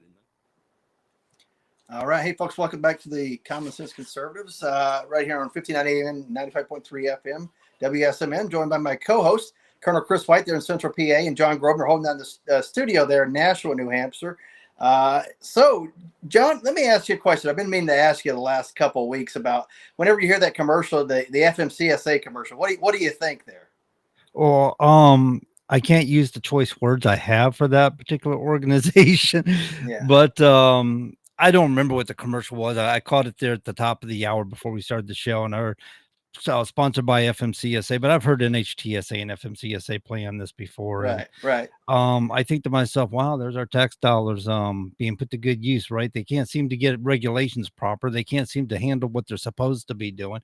I can tell you with the Federal Motor Carrier Safety Administration, they've got transportation policy, which they do not adhere to at all. Transportation policy is to take care of certain labor conditions and take care of certain fair trade conditions and things like that. They pay no mind to it. Okay, so we got transparent broker transparency issues that are going on within the industry, and it's been years. Truck drivers, groups and organizations like Small Business Transportation Coalition, Owner Operator Independent Drivers Association, National Owner Operators Association. I have worked with those organizations, and they're supposed to be enforcing this. We got laws in the books that says that the administration is supposed to protect carriers and shippers from brokers, yet they will not enforce broker transparency. And then you got the transportation intermediary associations that represent the brokers, who put together what's called darn it, I'm going to screw this up, a model contract is what they call it. So they develop a contract as an organization. They put it out there for every one of their organizational members, which means they put clauses in there for you to waive your rights to broker transparency. And then and waive other rights away. So instead of having brokers that actually run their own organizations or their own businesses, they're following these model contracts. To me, that is organizing against antitrust. That is organizing for the benefit of your constituents, your members. And it's burning the trucking companies, the small carriers specifically, because they can't make determinations where they're legally supposed to be able to make determinations on. They're supposed to see how much freight paid, who was involved, what was involved, how many times, whatever details that was in the agreements, they're supposed to be able to see all that information and data, but the brokers don't want them to. And you got companies out here running for less than value. And this is where it becomes a problem. Companies start running for less than value. So the ATA, the American Trucking Association, has put together an analysis saying the average truck should be making about $2.25 a mile on average. And that doesn't account for whether it's a reefer, a flatbed, or whatever, just overall industry-wide on average. They're out there brokering loads for $1 a mile. Now, what do you think that does to safety and safety standards out there? If a guy's only making $1 a mile, he's running for cost. He's running for fuel. That's all he's running for. And so when something breaks, how does he fix it? Right. He's going to go into debt. He's going to eventually get his truck repoed and be out of business. Yeah. So $1 a mile, and you said two something, so less than less than half. I mean, that's not. Yeah. You can't live some guys are getting $1.80, and your overall average throughout the year might be like $1.80 a mile when you should be getting $2.25. So it's very hard to maintain your equipment, pay your drivers, or pay yourself as the driver, and make a living. So you got starving truckers out here. Right. And these broker companies, man, I've seen it with my own eyes living in these gated communities. They got their 3 Pomeranian pups running around, and their BMWs, and their Mercedes Benz, and their boat for the weekend. And, they're living this high life. And all these truck drivers run under half broke down trucks and stuff and can't maintain them and keep them all. The thing, what I'm trying to drive at here is I'm not concerned about them living their high life. Everybody should live a good life. But the problem is if you're going to negotiate a contract, you should at least negotiate a contract that keeping the carrier in mind and be able to adequately compensate that carrier instead of keep trying to cheap them or lowball them all the time, and that's the problem in the United States of America. People do not value services. They do not value product. They look at people and think, wow, can I get it for a song and a dance? And then they get mad because they got inferior services, or they got an inferior product, and they're going, well, this is junk. I paid good money for this. No, you lowballed that guy so cheap he could make a profit off it. Now you're calling it crap. Of course it's crap, because you didn't value it. Yeah. And I didn't mean to, for you to attack a sponsor. I just thought, what goes through your mind whenever I think the FMCSA is just crap. As a government administration, a government agency, they are crap. They do not provide a quality service at all. They do not adhere to their congressional mandates. It's like having Kamala Harris in charge. They cannot keep an administrator in there for more than 5 years. Yeah, well, they don't have Joy over there, I guess. Speaking of Kamala, they don't have They her. do not have joy trucks. And we Yeah. truck drivers made them so miserable. I remember one gentleman there, he decided he'd be better off over at the Federal Highway Administration. He was done with it. And he spent a lifelong career at the FMCSA, but we'd run him right out of it. We're like, we're done with you people. We're not putting up with it anymore. So when we lay into them, we really lay into them. Yeah, but you got to think about it. Organizations like that, or any agency in Washington D.C., especially the regulatory agencies. You got 20-something, 30-something-year-olds who've never worked in the industry that they're actually regulating, that they're creating rules for. I think that's a big disconnect as well, in the country. Oh yeah, interns and all that. But yeah, you hear from the FMCSA all the time, well, we just don't have enough money to fulfill the congressional mandates. We don't have enough money to do this. We don't have enough money to do that. My question is, why are you always coming down on drivers with these roadside inspections? You always put the onus of everything on the truck driver and not on the company. They'll go do audits on trucking companies, but they don't come down on them like they do the truck drivers. You know what I'm saying? Truck drivers aren't responsible for the maintenance of the equipment if they're just a driver, and they get stuck in the middle because they're told, well, you have to put your foot down the trucking company. That's your boss. How do you do that exactly? How am I supposed to manage that? Right. You get the large national companies that can pay a politician hundreds of thousands of dollars for their campaigns. They're not going to regulate them for sure. The individual driver who may perhaps have enough to donate a few bucks to a candidate here and there every now and then. They're going to go after them big time because that's how they're going to make those money. That's going to make the fines, make the money off the fines. Yeah, I mean, they do come after. I know one guy, he had a small company of 20 trucks or less up in Maine.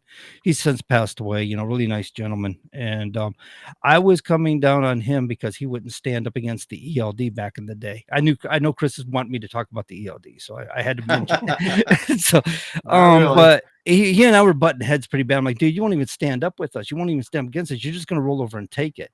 But then he made a point to tell me later on, he come under an audit, and the auditor come in and says, well, I don't leave until I find at least $10,000 worth of fines. Wow. And I think he bullied back on the auditor a little bit and got out of it for $7. Yeah, I mean, but you're sitting there, you're looking for something. It's like, come in and do an inspection, find the obvious stuff and move on. You're sitting there, dig. It's kind of like, the saying, like, show me the man, I'll show you the crime. It's kind of like that. Yeah. So, it's not just trucking. I know it's other industries too. I know years ago I was dealing with a mortgage broker when I was a much younger person, and he says, oh my God, man, it's terrible with these regulations. He says the hoops we have to jump through, and they just come into our office and take over and want to see the books and start ripping our stuff apart. So I know other industries have to deal with the same sort of nonsense. Mm-hmm. This isn't the way to run a country. You know what I'm saying? We're supposed to be running a country so things can be efficient and that businesses can thrive. We shouldn't be coming down on them the way they come down on them. Some of the stuff is, if you want my true opinion, I think the FMCSA is under regulatory capture, which means that they're a captured agency being controlled by the industry they're meant to regulate. And so when you got a large trade organization such as the American Trucking Association, who develops an echo chamber with large trucking companies, Warner Enterprises, Schneider National Carriers, JB Hunt, these large multi-million-dollar trucking companies, they have their packs and they have their presence with the FMCSA too. So they're all kind of like got this echo chamber going on, plus these little safety groups and stuff like that become part of the ATA. So when you want to keep rates up, you might want to drive small carriers down. So let's make this less attractive for people to enter the industry. Let's make this more attractive for people to exit the industry. Let's make it impossible with hours of service rules that just don't make sense. Because the large corporate carrier can work with these things, right? They got the tools, they got the means, and they got the staffing to work with these things. So the smaller carriers are adversely affected by these regulations.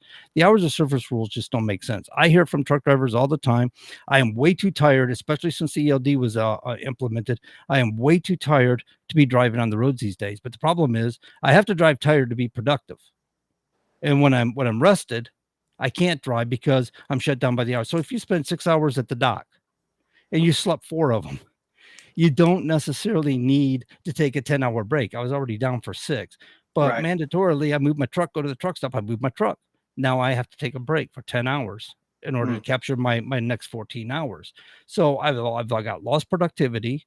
I've been awake the whole time I was taking my break. Now that my break's over, I'm getting tired, but it's time to drive. Right. So it's counterproductive.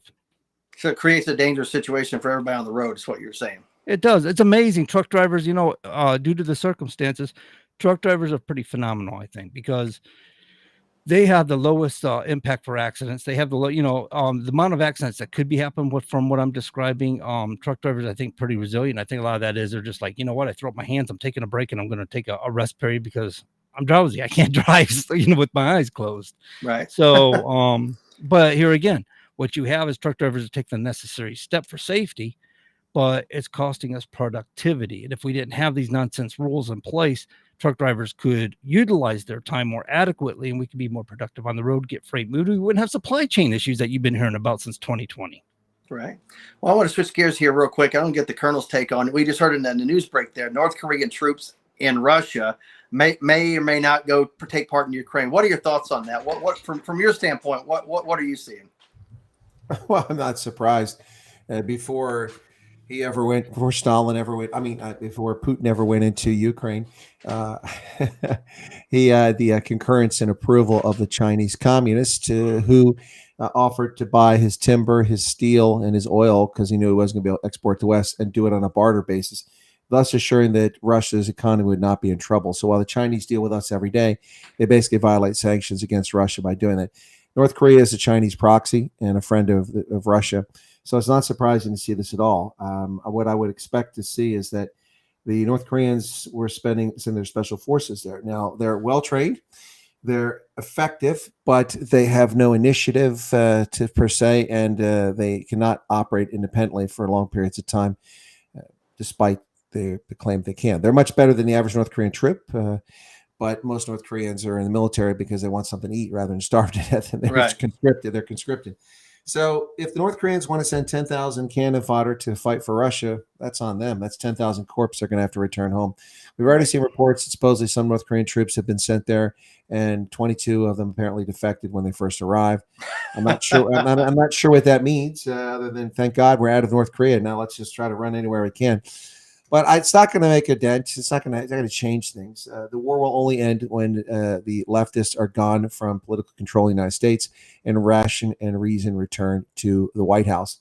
And that would be in the form of Donald Trump. And then perhaps the war can end. Although the war is not going to end over a weekend like Trump claims, but the prospects of the war ending greatly increase with Donald Trump back in the White House. It certainly won't happen with the sock puppet, Kamala Harris there. She's simply just an empty vessel. We see it every time she opens her mouth. And boy, does that woman have a big mouth. My goodness, you could stick a size 12 in her mouth and you still have space. I've never seen such a large mouth. It's like if you ever saw the miniseries V, the original one back in the day, when Diana is the lizard woman and you find out for the first time that these aliens don't look like us and she unhinges her jaw to swallow a rat or something like that. Mm-hmm. That's every time Kamala Harris laughs, I'm thinking of that V. Right. I love it. Yeah. So let me ask you. You brought up, what won in overnight or over the weekend. Donald Trump wins on November 5th. What does the war in Ukraine look like? Does it start to settle down? Does Russia start to look at the exit plan, or what do you think? No. It's demented Joe Biden and his friends will want to get as much money into the hands of their corrupt patronage network in the defense industry as they can before he leaves office. And so they will up the shipments. They will increase the aid. They will do whatever they can to facilitate more money poured into Ukraine and try to escalate the conflict in the middle of winter, which is when armor can move because the ground is frozen. So I expect to see an uptick in the fighting in November, later November, all of December, and into January as this thing continues. It's not going to end.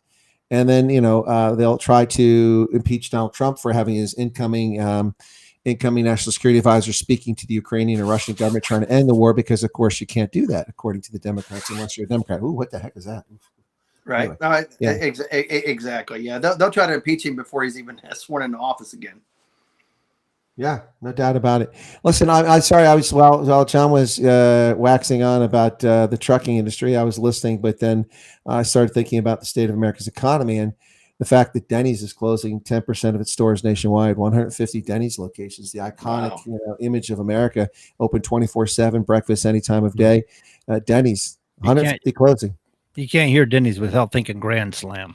Yeah, Right. I mean, I don't never eat that at Denny's, but yes, exactly. I prefer Bob Evans, to be honest, if we're going to go to breakfast place. But Denny's is iconic. You know, it's like Yeah. shutting down Baskin Robbins or Dunkin' Donuts or selling off America's top brands to the Italians, Chrysler, or to the Brazilians, Kraft and Heinz, or It's to the U.S. Steel. Brazilians well, we're not there yet. The Okay. Brazilians and the Belgians, Anheuser-Busch, all these iconic brands we've been sold down the river, not even made in America. And yes, U.S. Steel is next on the list. But yeah.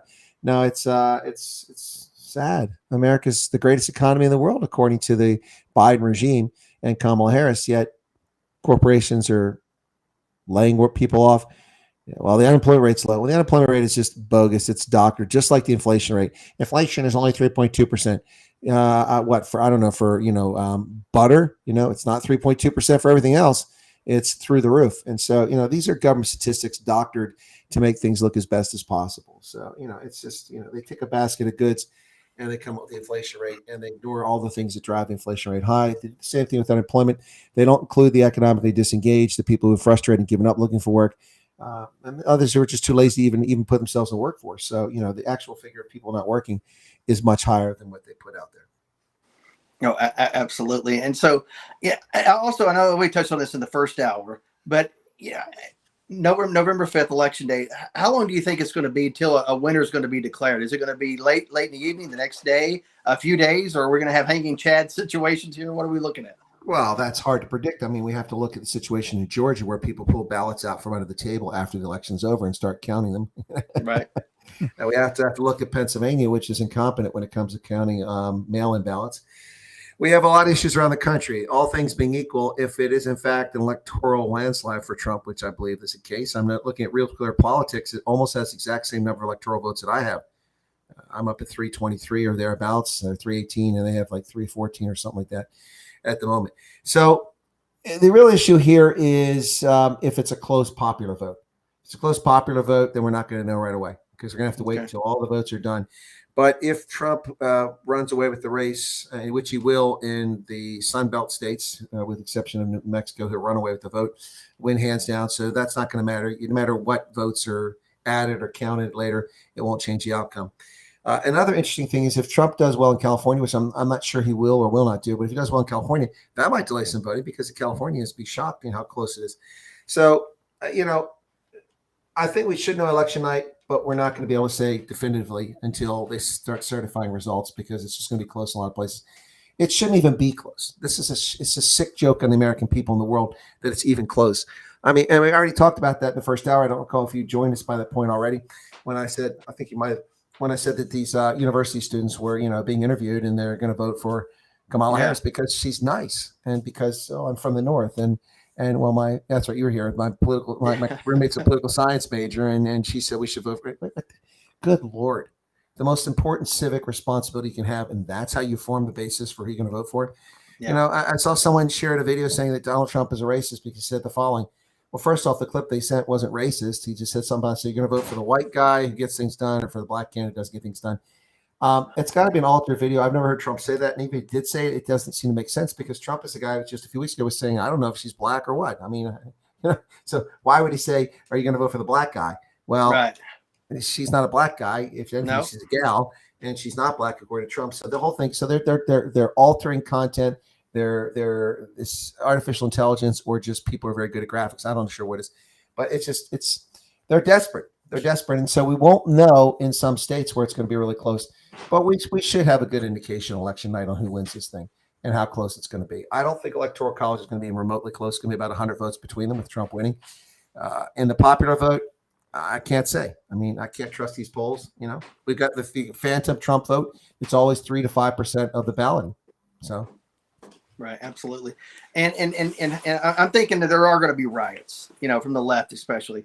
How widespread do you think it's going to be? Is it going to rival Summer of Love? Is it going to be not quite that bad? Worse? What are your thoughts on that? Well, it all comes down to whether officials at state and federal level are ready to do their jobs, and they're preparing now. I mean, anybody in their right mind, look at the situation. If you're a county sheriff, if you're a municipal police department, you will have already bought your captains, lieutenants in, or your deputy sheriffs, and you would have discussed the possibility of election violence and of societal violence after the election, the aftermath of it. And you would already have rehearsals done at this point. You will have already requested additional resources from your county, your state, or the federal government, or whomever you get it from. And you would have already begun coordinating it. Radios, body armor, nightsticks, paddy wagons, restraints, zip ties, the whole thing, tear gas, batons, horseback, whatever it takes. You would have already done this. But I'm here to tell you that virtually no police department in this country, in my estimation, is prepared for this. Virtually no federal law enforcement agency is prepared for what's going to happen or not happen. And shame on them. So when the country, if it does in fact descend into chaos, which I don't think it will, it might if Trump wins, I don't think it's going to happen. But if it does, we're not going to have law enforcement ready. And the sad part of this is we've seen this all before in 2020. So there's no excuse for these people, especially, these police departments that got free armored vehicles from the Department of Defense that were, demobilized, demilitarized. Right. So, I don't see anything going on here with my local township police, with the state troopers. No rehearsals, no preparations, no discussion, no contingency plans. So when it all goes sideways, they're going to be caught with their pants down, and people are not going to trust law enforcement if it goes sideways. Yep, absolutely. And here's the thing: people talk about Civil War. We're going to be fighting a guy. You're not going to be fighting your government. You're not going to be fighting your military. You're going to be fighting your neighbors. Basically, you're going to be fighting your neighbors for supplies, for food, for water, for all the things that you need to basically live. Toilet paper, all those things, fuel. You're not going to be fighting a government. People talk about, I can't wait until the Civil War. It's like, no, you're going to be killing your neighbors, or they're going to be killing you. Essentially, that's how. Well, Todd, the upside is it is fall. So I don't think we have to fight our neighbors for toilet paper. There's plenty of big leaves out in the yard. Okay. Yeah. They're not crunchy just yet, right? Some of them are. Those leaves might be a little harsh on the hindside, especially for the ladies. So that's why you get a bidet. I don't know if I should admit this or not, but I've used some big maple leaves when in the field in Germany a few times back in the day. They do a good job. I don't know. They're a lot more effective than pine needles. No, very true. Very true.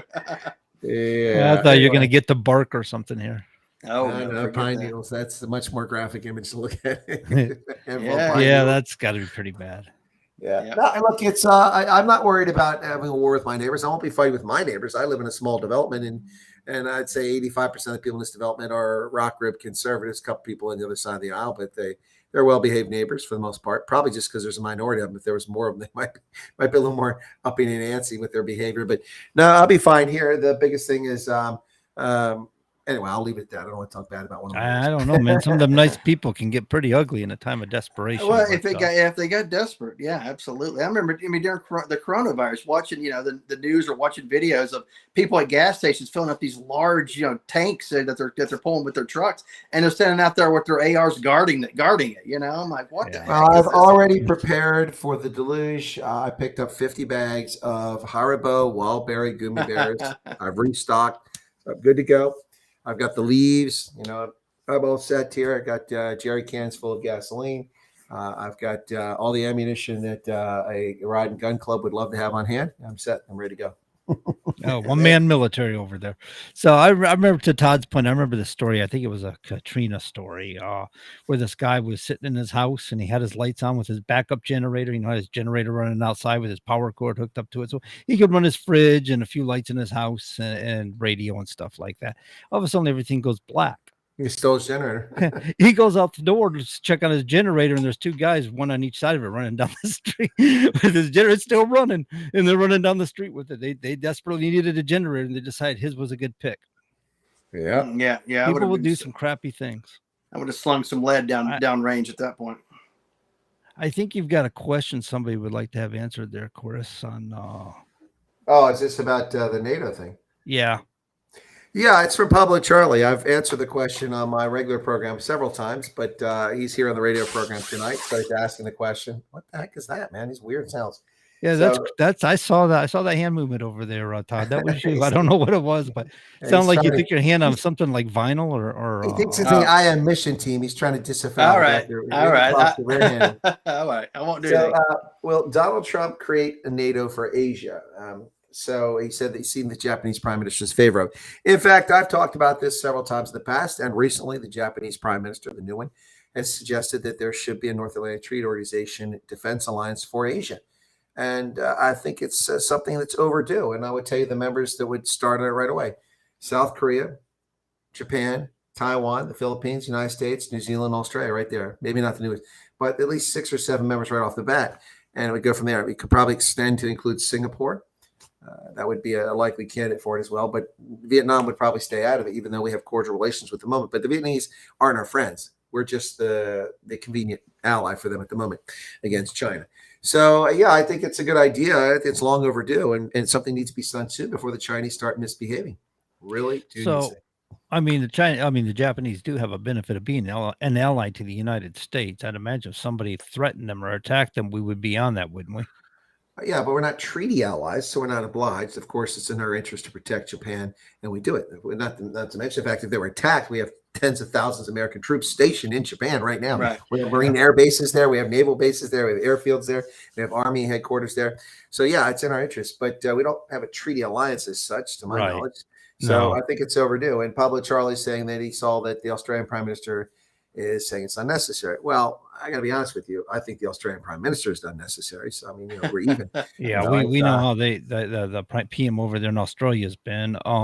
Well, it's a new one, but he's not much better in my feelings. So Japan recently, here just a few years ago, got their rights to have a standing military again, if I'm not mistaken. No, that's not quite right. Japan had a constitutional provision that prevented their military from being anything other than a self-defense force. That's the name of the Japanese self-defense force. Of course, I don't know how you pronounce that Japanese, but that's English translation. Recently, they started experimenting on this. It started with the Gulf War, where they couldn't send military, but they did send military medical aid, and they sent Pajeros and Land Cruisers, thousands of them, to help out the Allied forces. And they were great because all those vehicles wound up going back to Germany. It was the shortest trip, and so every lieutenant colonel in every community had themselves a nice SUV for a while there, and we relied on this for many years. But Japan tested the waters with going beyond its borders there, and then they've actually done many things. They've involved in humanitarian assistance operations. They've done naval operations against the Chinese when they've encroached on their territorial waters. And they also have sent troops abroad. And that came as a consequence of an amendment and a change either in the Constitution or the law several years ago. And now they can actually do things outside there. So Japan actually has an air base in Africa, in Djibouti. There is a Japanese air base there. At least there was last time I was there about 8 or 10 years ago. I don't know if it's still current there. But the Japanese have put an air base up there to support operations in the Horn of Africa and the war on terrorism, which most people don't know about. But I've seen the aircraft with the Japanese, rising sun on the flash. Excuse me. So they have changed their laws, and I think that Japan would be a stalwart baseline partner in any agreement like this. The two most important allies in this would be the United States and Japan for such an agreement, and I think it's long overdue. And the Chinese need to be reined in and checked. And the Australian Prime Minister doesn't want Australia to join it. That's fine. When he's voted out of office, I'm sure another Prime Minister will come along and they'll want to join it. But it's not unnecessary. Australia, Singapore, Vietnam, the Philippines, South Korea, Japan, all threatened on a daily basis by China. Even Indonesia is threatened by China's behavior. So someone needs to stand up to them, short of a nuclear conflict. And an alliance of like-minded defense partners in Asia who could do exercises together, off the coast of Japan, or off the coast of China, like they do to Hainan Island is Chinese. I think it's long overdue that a multinational live fire exercise pointed at Hainan Island takes place, kind of like they do to Taiwan periodically, and send a message to these Chinese communists to back down or pay a price. But anyway, I'm being a little facetious there, but you get my point. Yeah, absolutely. Yeah. So how many men army does Japan have, and navy, military, I guess we should say? I don't recall. I want to say it's 120,000. Let me take a look real quick again. See the size of it here. That's the lovely thing about the internet. I was just thinking you might know offhand, because I know doing the job that you did at DIA, those are things figures you have in your head usually, especially in the countries that you deal with, I guess. Well, I did do Japan that much, but actually I'm way off the mark here. It's 247,000 active. They increased it at some point. So they spend about 1.2% of their GDP, which is pretty low. It's about $51 billion a year. But it's better than many countries. But yeah, they've got 247,000 active and 56,000 reserves. So 247,000 active, that's pretty significant. I mean, it's not like the Japanese Empire, but the Japanese Self-Defense Force, that's pretty impressive.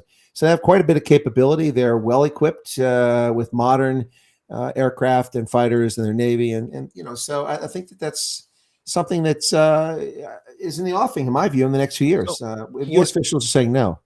What kind of aircraft do they have exactly? I mean, do they like a fighter jet type of aircraft? They got their own manufactured, or? No, they're purchasing Western stuff. So they're going to have for aircraft, they're going to have ours. Yeah. Okay. Yeah. Absolutely. Folks, you're listening to the Common Sense Conservatives. We're live every Wednesday night, 7 to 9 p.m. Eastern, right here on WSMN 1590 AM and 95.3 FM. I'm Todd McKinley in Northeast Tennessee, joined by my co-host, Colonel Chris White there in Central PA, and John Grosvenor holding down the studio there in Nashua, New Hampshire. Talk about, this is a free-flowing show, folks, if you're just joining us for the first time or if you're scanning through the radios. We talk about politics, talk about world affairs, military, all kinds of stuff, whatever tickles our fancy at the moment. But anyway, yeah, I just want to get back into a couple things here. You have a Senate race there in Pennsylvania. What are your thoughts on that one? I heard that the Republican has a shot at this point.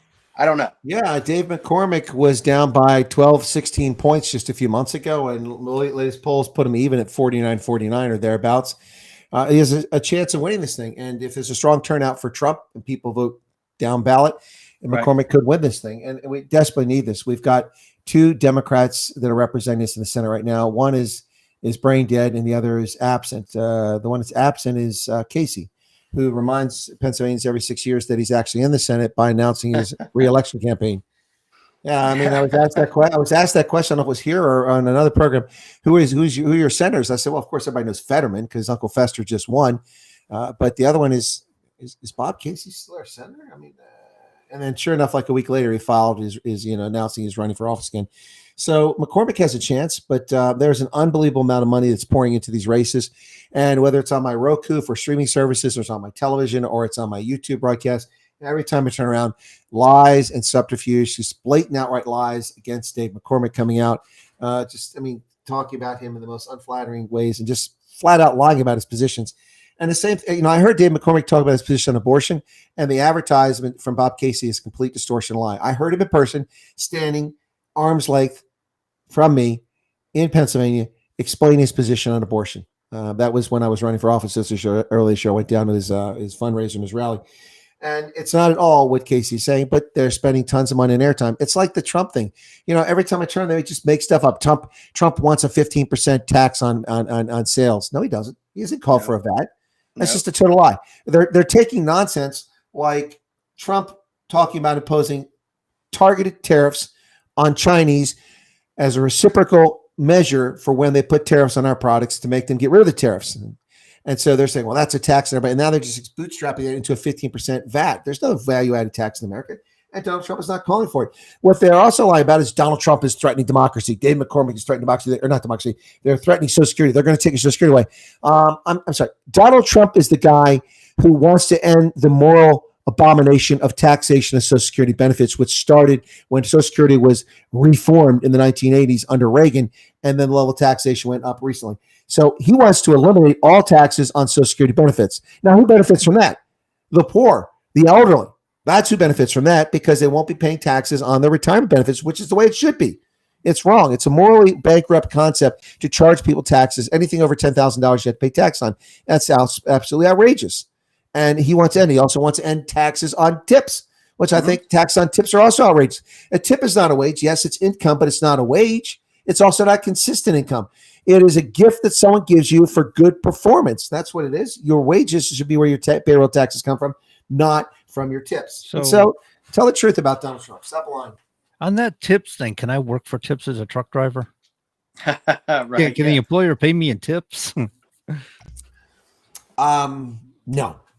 Unfortunately not. There's no way of skirting that one. I know. $2.25 tip per mile, right? Is that what you're looking for? Oh, I'll take $2.25 a mile as a driver. Yeah, Right? absolutely. That's good. So Pablo Charlie asked a follow-up question for that question about a NATO for Asia. And he said, what about Brunei and Malaysia? Both are good candidates to join such an organization.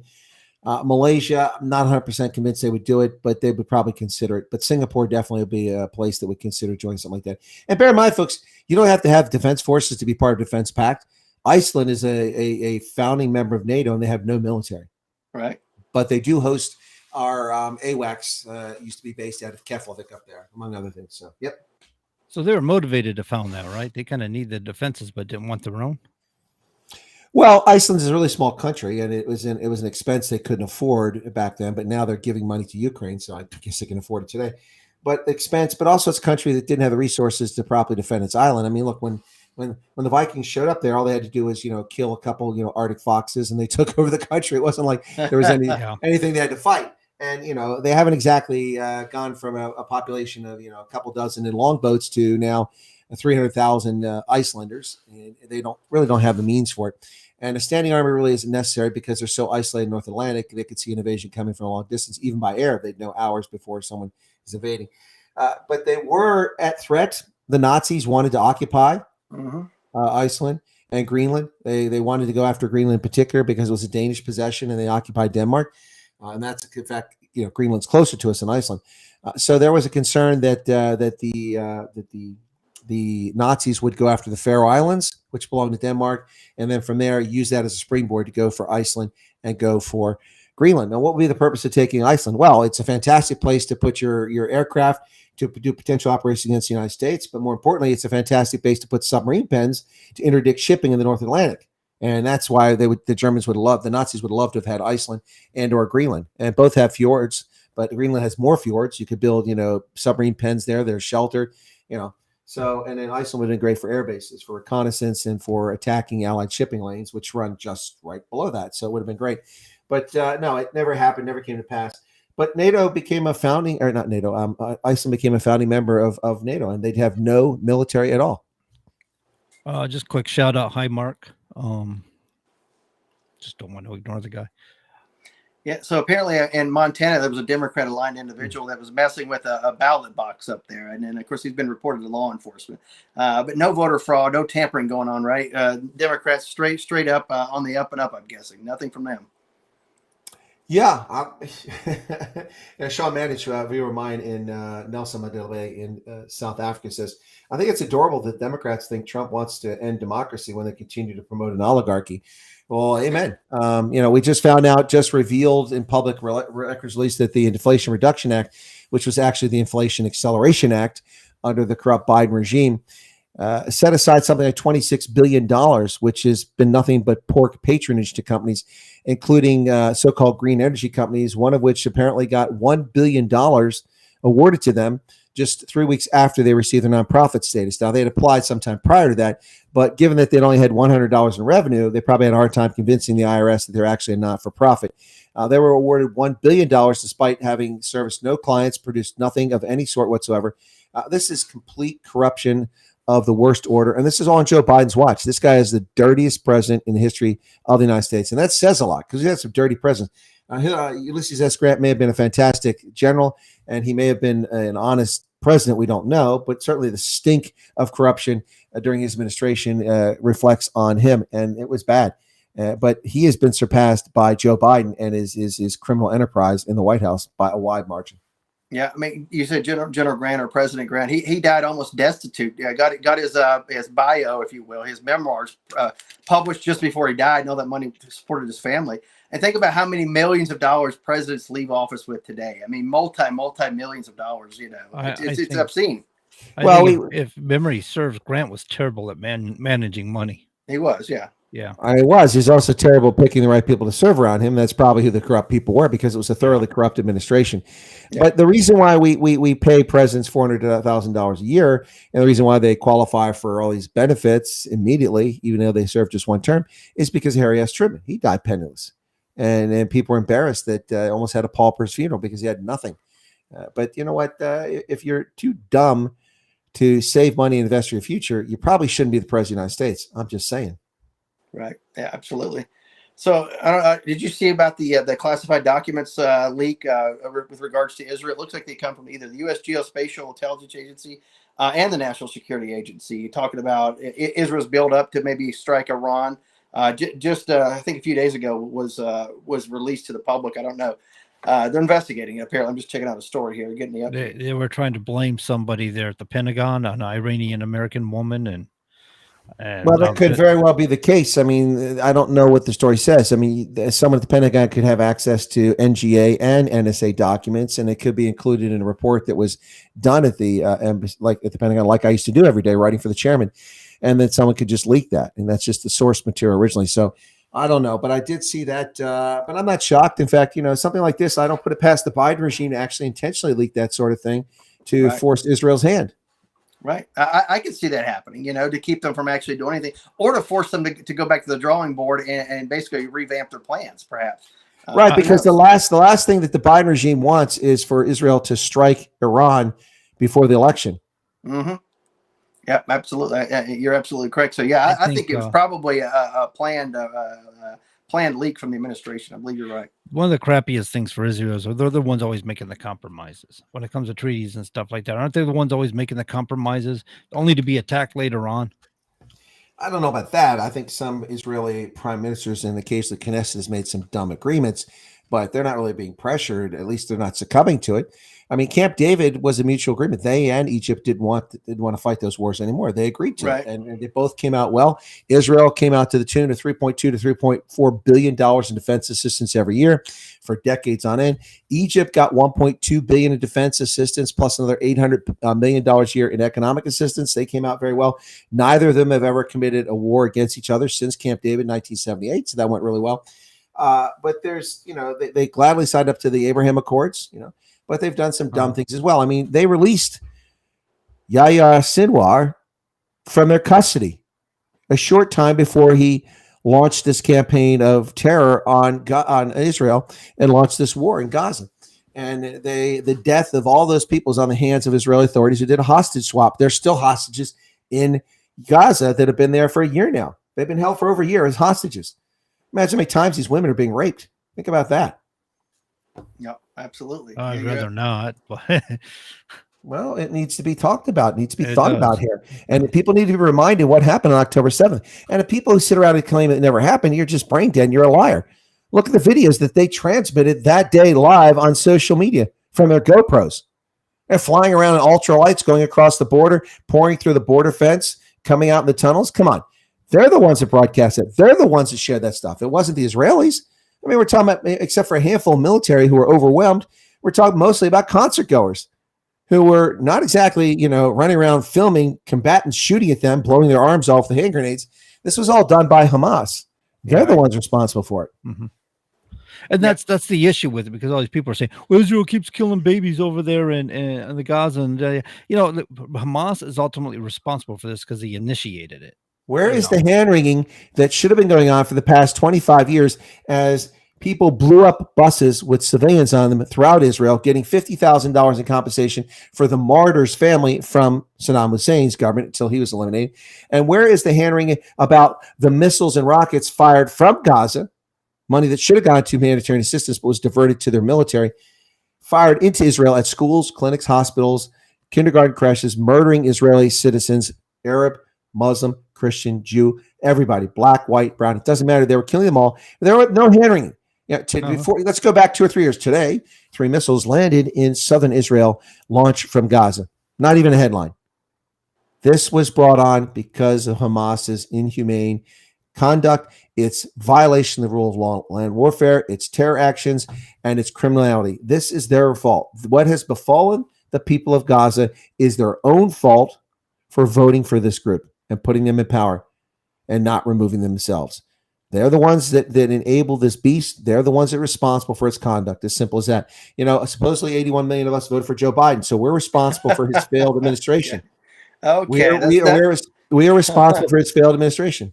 That's a good point. That people out there listening should think about that. Again, this is a critical election. It calls for critical thought processes.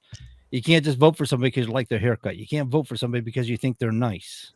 We need somebody with some backbone. That's the thing about Trump. He's willing to get indignant if he needs to. But he's ultimately a very nice person too when it calls for it. He's not always a bully. He's not always a jackwagon.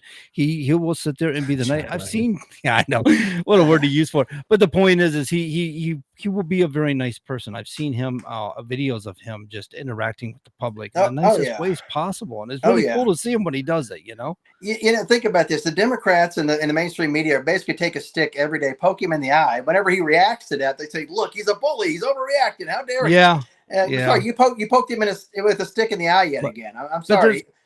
There's also a method, because this is what you call media manipulation, right? Mm-hmm. He acts out, he says something kind of egregious or a little bolsterous or a little out there, like you say, poking at somebody, and obviously, oh, well, big boogeyman, Donald Trump's doing it again. But he's like, guys, but as long as I got your attention, listen, and he gets what he wants.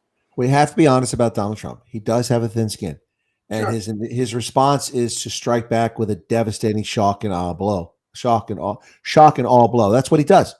That's what he's always done. And sometimes he is the instigator of that. Lion Ted, Little Marco. Remember that? You know, what the sanctimonious. Yeah. What did he say about Jeb Bush dropped us earlier? I forgot what he called Jeb Bush. But don't forget, this stuff yeah. ends when they stop being oppositional with Trump. Once it's all over. You know, once the combat's over. He's But like, the yeah, the point combat's is- over, man. Why don't you come over and let's have some coffee together? You know? But the point is, John, is that Trump, if you're honest, has a thin skin. He doesn't like being criticized, and he comes out guns blazing. That's his prerogative, you know. I mean, it's I liked the Trump the Al Smith dinner. He goes, it's tradition for the candidate to say self-deprecating jokes or tell a few self-deprecating jokes about themselves. Tonight, I got nothing. And he said, look, I figure, everybody takes shots at me. I mean, why should I pile on? That was great. But still not topped by the best line of the campaign season. I still love it. I know I said it last week. I'm going to say it again tonight. I don't know if you guys heard about these white dudes for Waltz. I'm not going to get any of their votes, but it's okay. I'm not concerned because all of their wives and their wives' lovers are voting for me. Yeah. That was great. Yeah, I heard that. That was the best line ever, man. That is so good. Yeah. He definitely is on his game. So out in Nevada, retired Army Captain Sam Brown, he's closing the gap. And in fact, a recent poll shows him actually winning 49 to 46 against Senator Jackie Rosen. So some good news there. Just about a month ago, he was down 49 to 44. So some good stuff there for the Army captain. Hopefully he'll be the next senator from Nevada, and we'll be able to take over the Senate come January. See how that goes.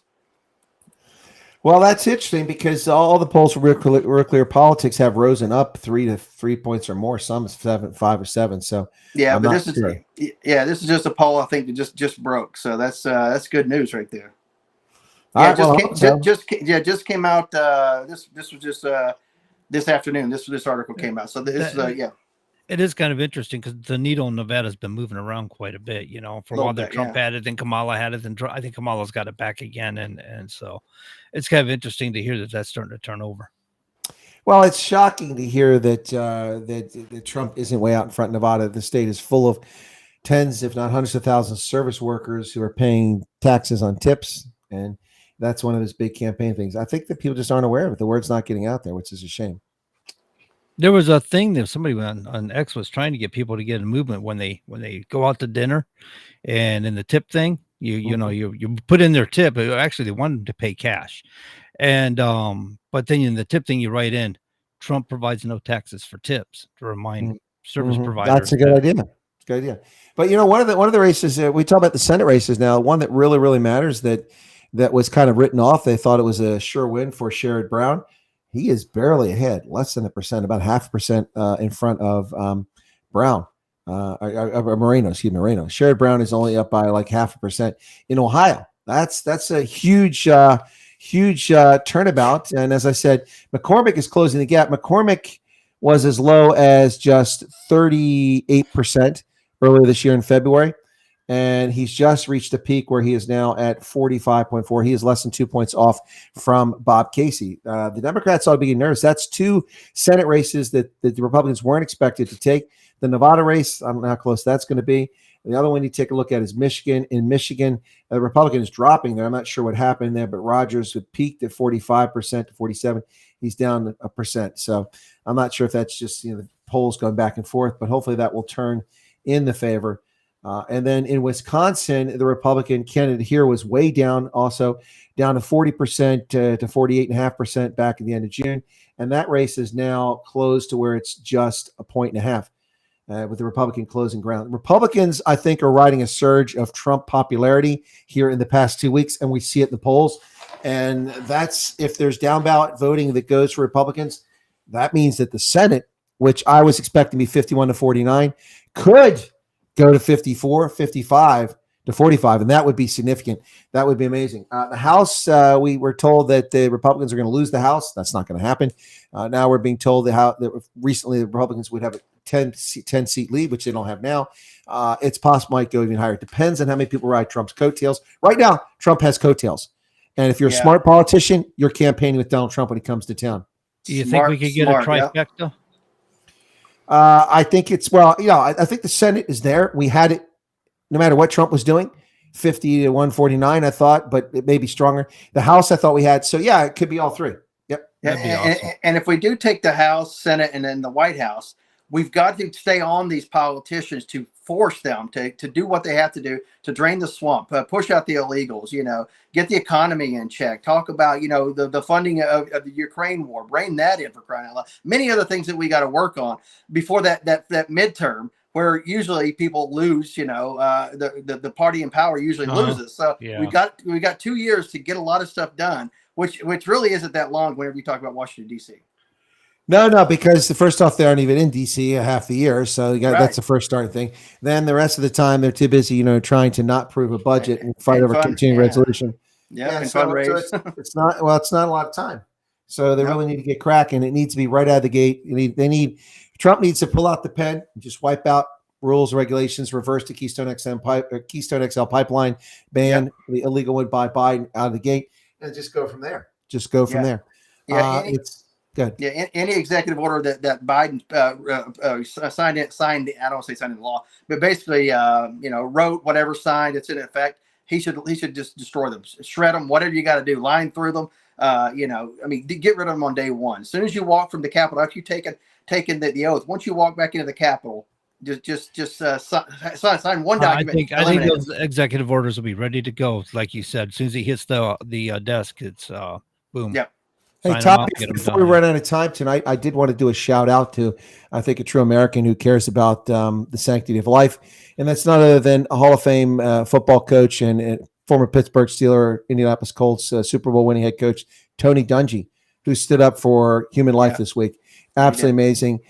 He has stood up against this radical abortion bill that's in Florida, telling people, I'll read exactly what Tony Dungy had to say here just a second as it loads. I thought it was there, but it's not. I'm sorry. There we go. Okay. Said early voting opens in Florida this week, and he urges all Florida residents to carefully read Amendment 4 before casting your vote. If you read through all the language, you'll see this amendment would radically change the abortion landscape in Florida. We need to protect all lives, and we can do it in a way that doesn't create so many loopholes and uncertainties. Women deserve protection, but so do babies. Please understand what you're voting for, and don't be deceived by terms like viability, healthcare providers, and notification.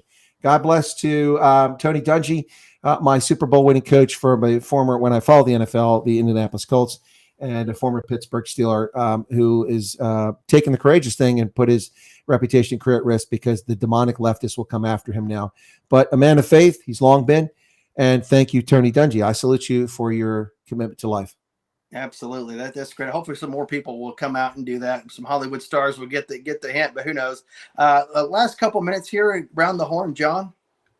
But I don't know. I had a lot. All right, John. Hey, I'll go silent on you. Hot mic. I can't talk. All right. Well, we're going to know how that New Hampshire race is going to be shaping up here in the next couple of weeks. We'll be able to talk about that at the show the Wednesday after Election Day. Hopefully, we'll have some good news on that one. Yeah, man. Vote for Lily Tang Williams, guys. Goodlander is definitely embedded deep into the Biden administration, way back into the Obama administration. She's her husband's been working with him. I mean, he and Eisen, I think, are really good friends.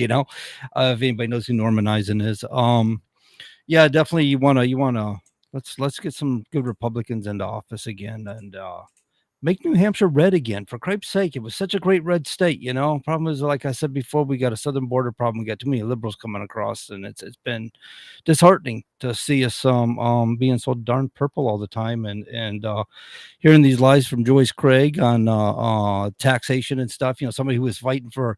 We don't have a state income tax, guys, and we don't have state sales tax. And she was talking about that stuff when she was in Manchester. She was in Manchester, and people were living in tent cities. And now she's talking about how we're going to get housing. Her and Kamala Harris talking about housing. I put out a meme out there with tents and stuff. This is the housing that they're promising you. They don't care about you. What they care about is their political agenda. That's all they ever given a crap about was their political agenda. So definitely let's get some good leadership back in this state and get things on track again with the country. All right, Colonel. About 30 seconds, baby.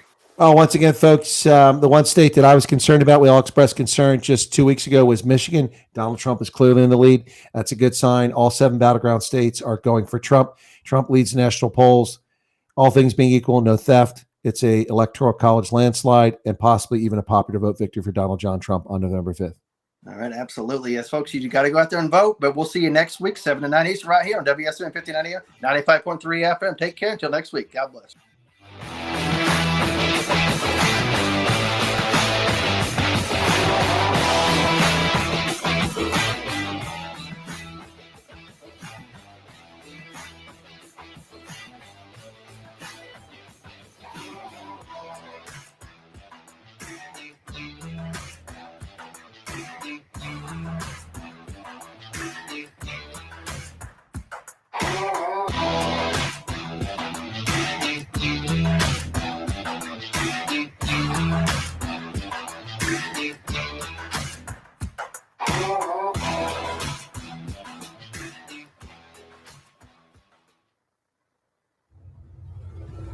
WSMN 1590.